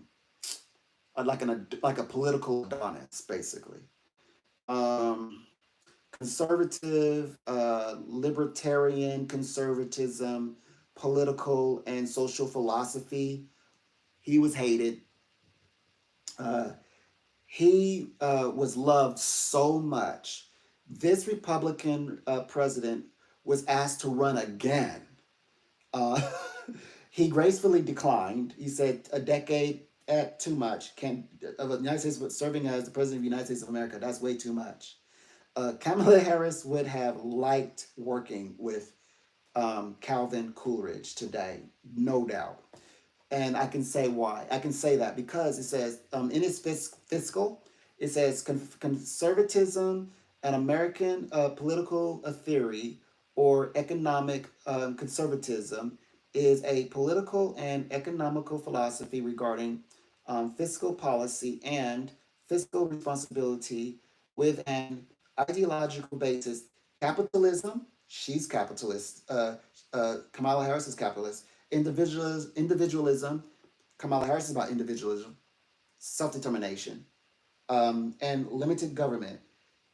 And uh, Kamala Harris is about limited government, and what government should not be doing, and um, in connection to like women's bodies and things like that, and business and work, and a laissez-faire economics. Laissez-faire economics, like um, Kamala Harris is working on right now, says a doctrine opposing government interference in economic affairs beyond the minimum necessary for the maintenance of peace and prosperity rights. So, again, in context, a doctrine opposing government interference in economic affairs beyond the minimum necessary for the maintenance of peace and and property rights. Peace and property rights.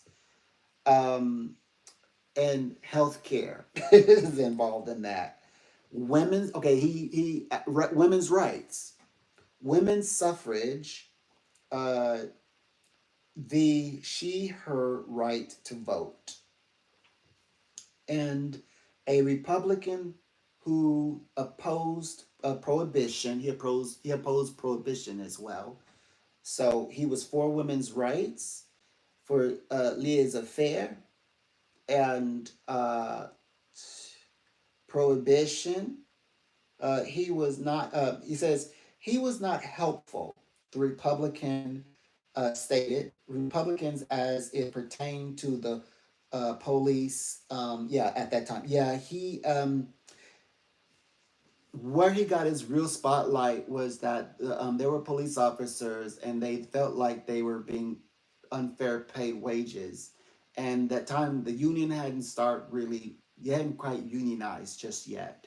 So what he stated, well, it says having gone on strike, the police having gone on strike, did not earn his support. Yeah, they didn't support him.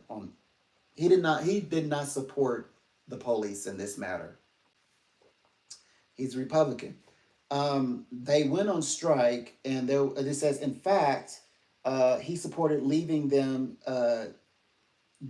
disband and hired new police officers with the higher wages they were striking for. So the police went on strike. We're not going to return. We're not going to return. He supported the motion to hire new police officers and then gave them the higher wages that they were striking for. Let them disband it, hire the new, and gave them the new wages, the higher wages. And then it says, asked by the police who were on strike. It says, he did, however, now, but he did, however, sign Indian citizenship. So this is also, so in 1924, Native American become citizens in 1924. So all Native American become citizens for 2024. Let Native American people have their heritage. Stay out of it. Like 1924, like even the slaves, black slaves got their rights before 19 citizenship, American citizens before 1924. Like it took them 1924 before they became, I mean, before actually becoming, where they become American citizens. Now I'm not saying that they still aligned more so with the, yeah, colonization affected them too, but they still were able to align with the normalities of that society if they so chose to, and to participate in it. They were given the option and opportunity. So, but with that said, they for the in 1924 they get recognized as Indian American or Native American. Yeah, let them be. Let them have that. Let them have that.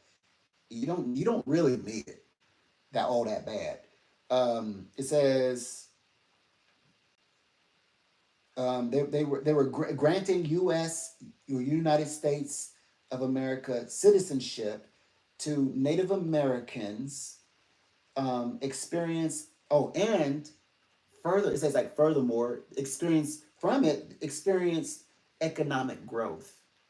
So when they brought in, as you would say, like they recognized and Americanized this the Native American space, the Native Americans, the economics for America went up in the 20s. This is early 20s. So this is what he accomplished. Okay, so that says a lot about. I mean, when you think of the concept of people coming in and becoming American and what they have being as contributors. Even though the American people in context they were already here. They were here the whole time, by the way. Um okay. Hence in quotations the roaring 20s. So Native Americans, so the natives becoming Native Americans grew the economy, hence the roaring 20s. So everybody was happy. And okay, so furthermore, he was very popular.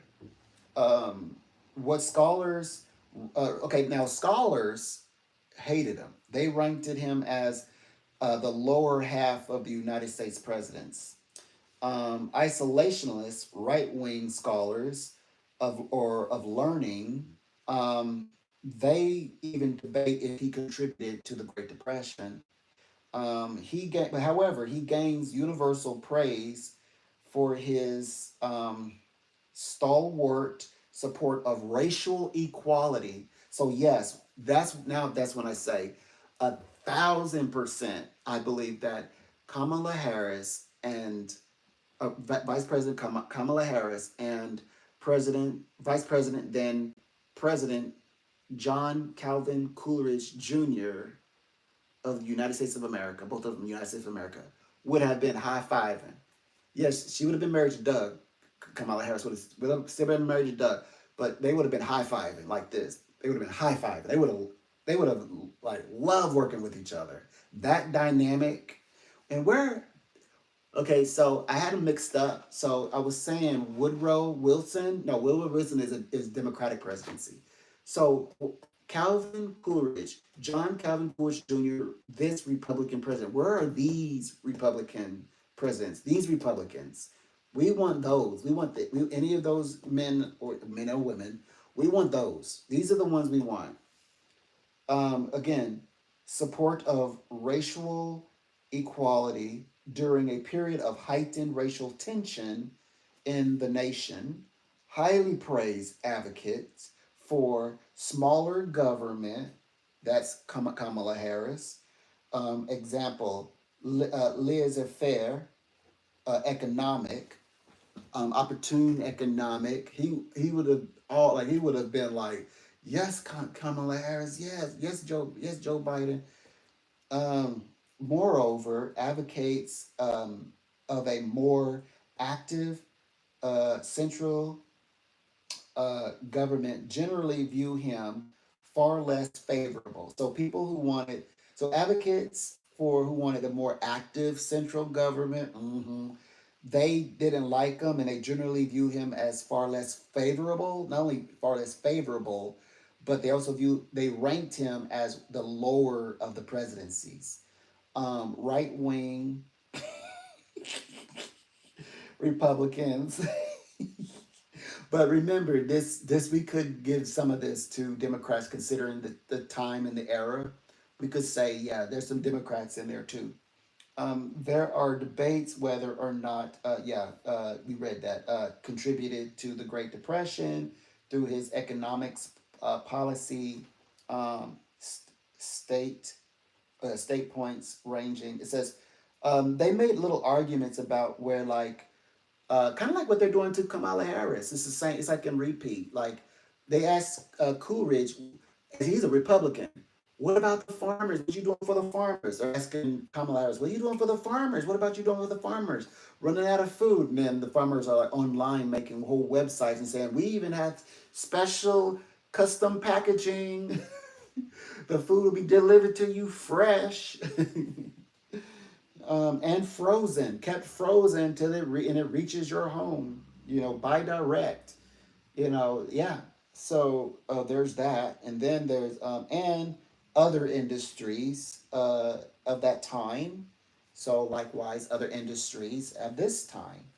The world have been concerned, therefore, with the middle class. Okay, so yeah, it's really been so what he couldn't do, or the trouble was I would say doing today, capturing that getting that middle class, or the middle class has always been the focus. Middle class. I also said okay, so it was middle class was the focus, but they always had okay, how to draw into the lower class. So he was missing the part about the opportunity economy, lower class issues to be observed, opportunity. He was missing that part. That was the part that is elevated. Scholars wanted him. Scholars were very like his critics argue he failed to use the power. Basically, he failed to exploit the middle class. So he let the middle class thrive. Um, he didn't know how. I don't think he knew how to address maybe the lower class. I get the sense that there was some issues there. Um, so maybe the doors wasn't as open as it could have been. That's that opportunity economy that Harris presidency is talking about. And um, but at the time, and I believe these are uh, the Republicans, his fellow Republicans were saying, you're not, you're letting them, okay, they're doing all these things and it's roaring and all this money's flowing, but money's not flowing. What are you doing for me? What are you doing for, like, they were mad because they feel like he didn't take advantage of the middle class. That's what they're coming from. So they said he failed to use the country's economic boom, which he positioned to help the other, other things going on that they wanted. It felt like you win a big lottery, and then and you get like it gets promoted, and then of course people are then the praise and the bonuses. So you get the lottery, the promotion, the praise, and the bonuses, and then family and friends and associates and people like that, you know, colleagues telling you that you're not investing the money in the right way, that you're not investing the way that they would. That's what it was like. Welcome, it's a pleasure. I'm Psychic Donald. A pleasure.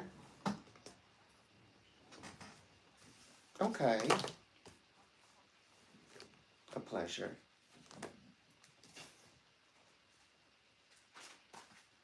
Welcome, it's a pleasure. I'm Psychic Donald. I'm happy to answer all of your questions today.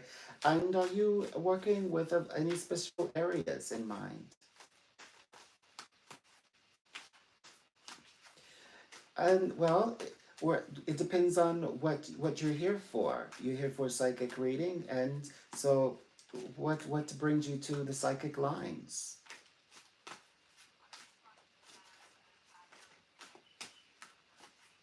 Oh, thank you so much for that, and I can focus on that area, unless you say otherwise. So let's take a look and see what we gather here.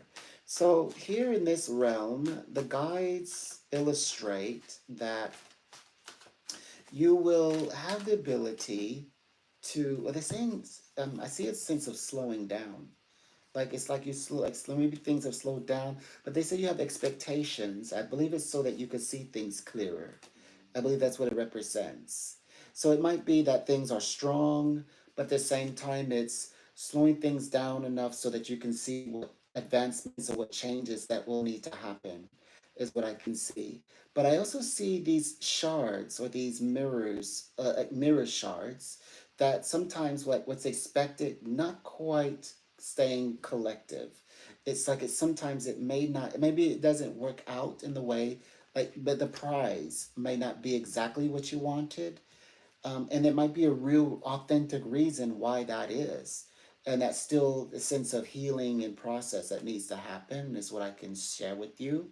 So it's like there's still room for growth, in other words. So they're saying this may take more time than what we imagine, in order to have the fullness of what we expect from that connection, from the connections, or specifically love and relationships, especially dealing with the mixed signals upcoming. They said there are going to be some, like, trying to read the other person and figure out like what do that person want versus what you want, and doesn't align.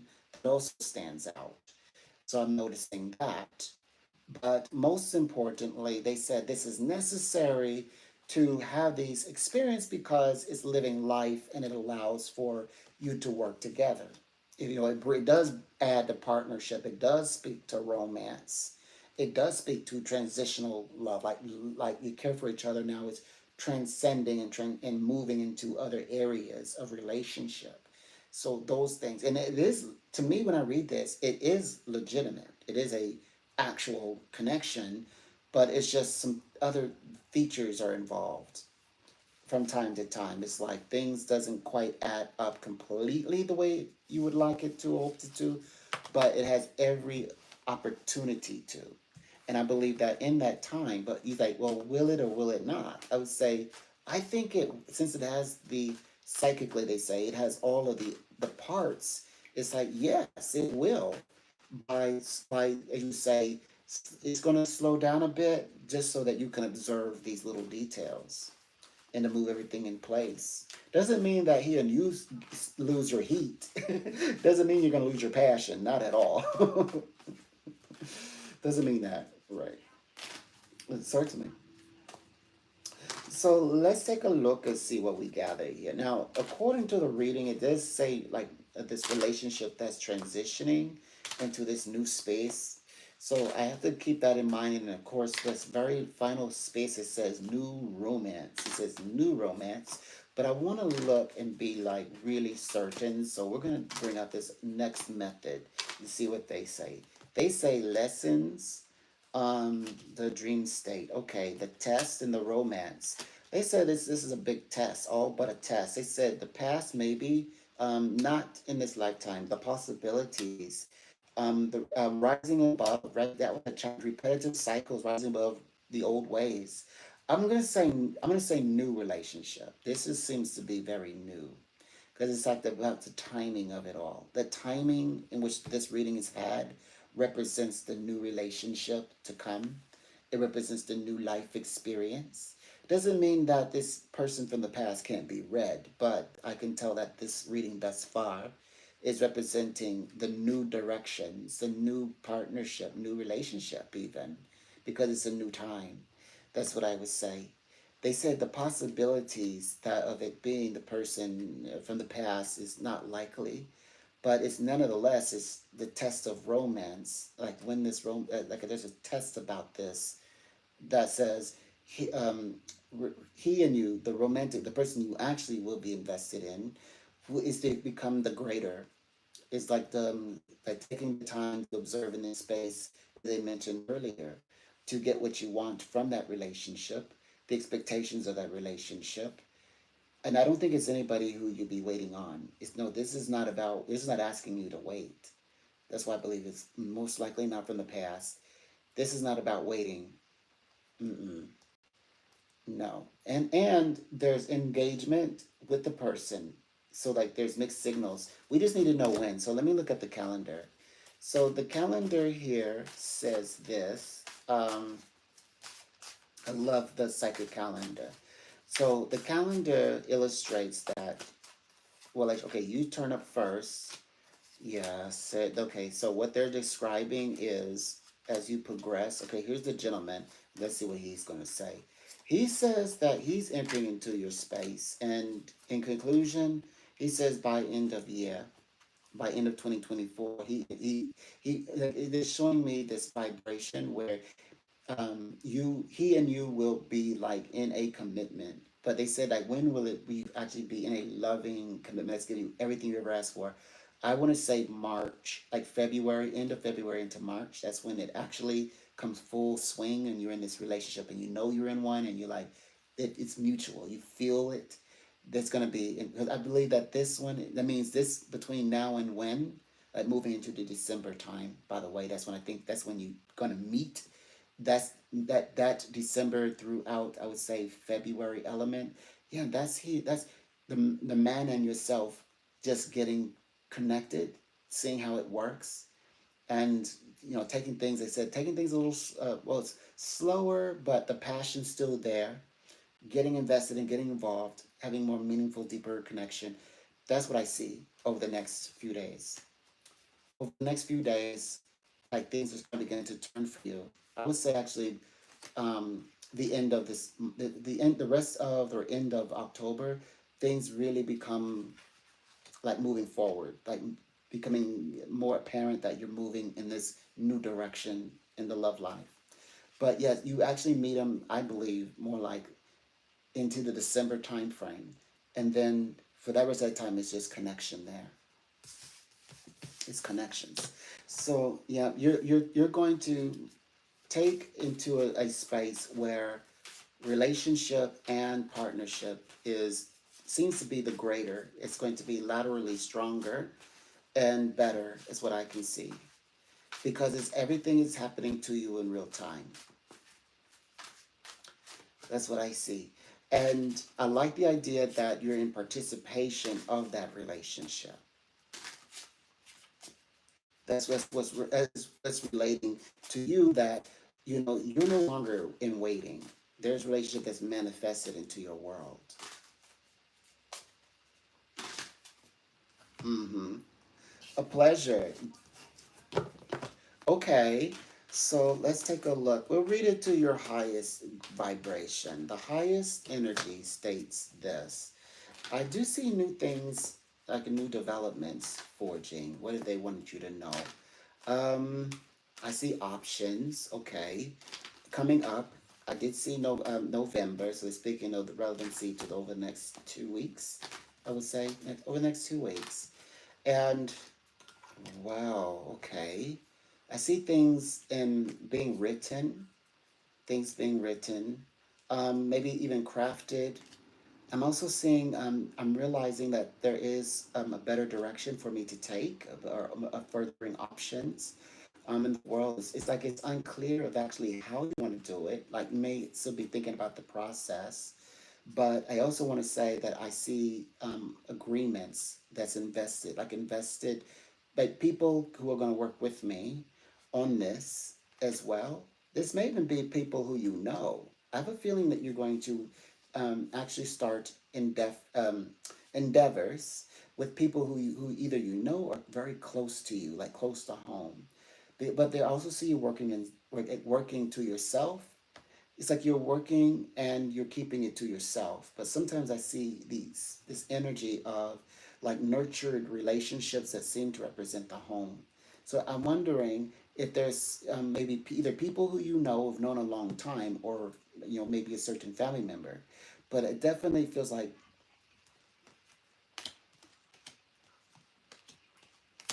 yeah. So there you go. That's right. So you're going to connect with people close to home, family, okay, an auntie, got it. And that's how it's gonna that's where the business is gonna happen from. That's right. Have a great day.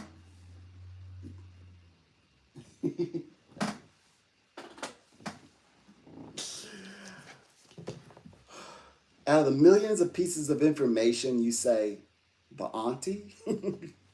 I could have said the uncle. I could have, but even though family member is a family member, but it's like, yeah. So yeah, so that was the end of that. So yeah, I finished that last piece. Yeah, yeah. So yeah, he was hated. He was hated. So like the Republicans that are wanting to work with Kamala Harris in the 1920s, oh yeah, you would have they would have kicked you out of the meeting. they would have they would have tried to blackball you or something. So yeah. Yeah, that was fascinating.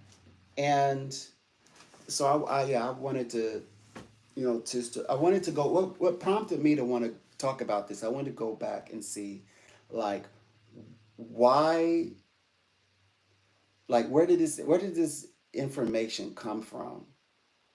And this situation where, where the conversation comes from, where people are talking about, like, not that wars don't happen, and not that wars don't have the potential, not that countries don't want that, but you know, it feels very much like this is very much a conversation that has sort of stirred up the idea that the like when the person says they're the only way and reason and person who can fix the problem, but there's many ways of fixing problems.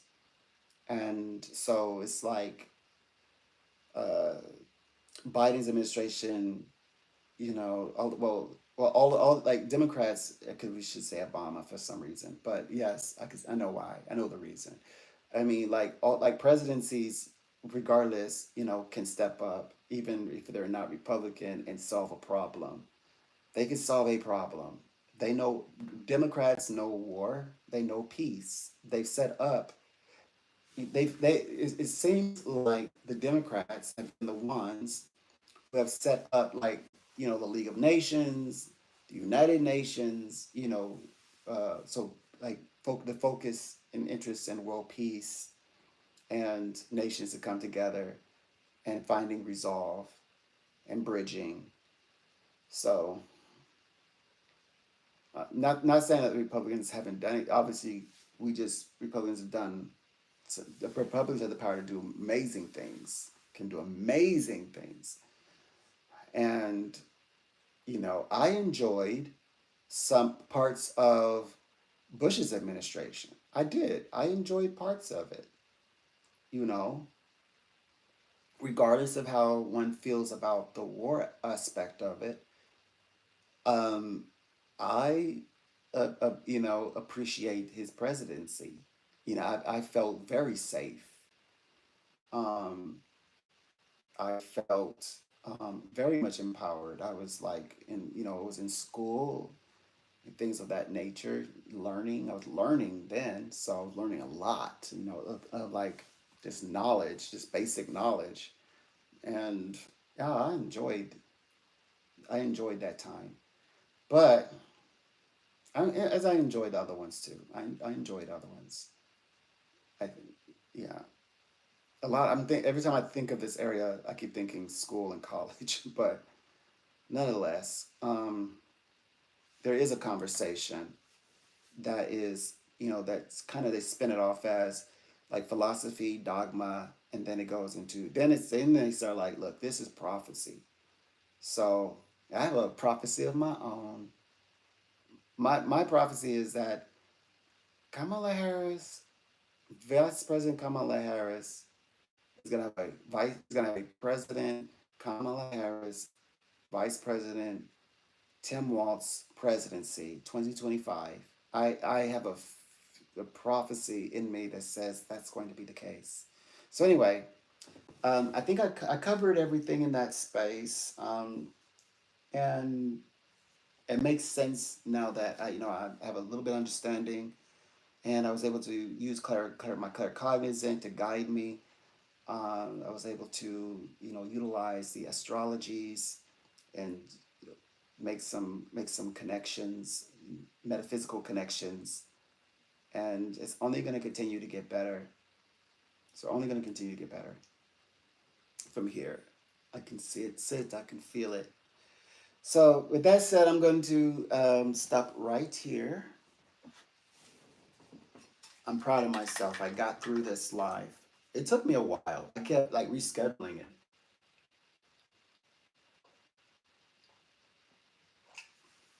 which means I most likely I'm gonna reschedule tonight's. So whichever the one is tonight, I'm gonna reschedule it, and I'll do that right away.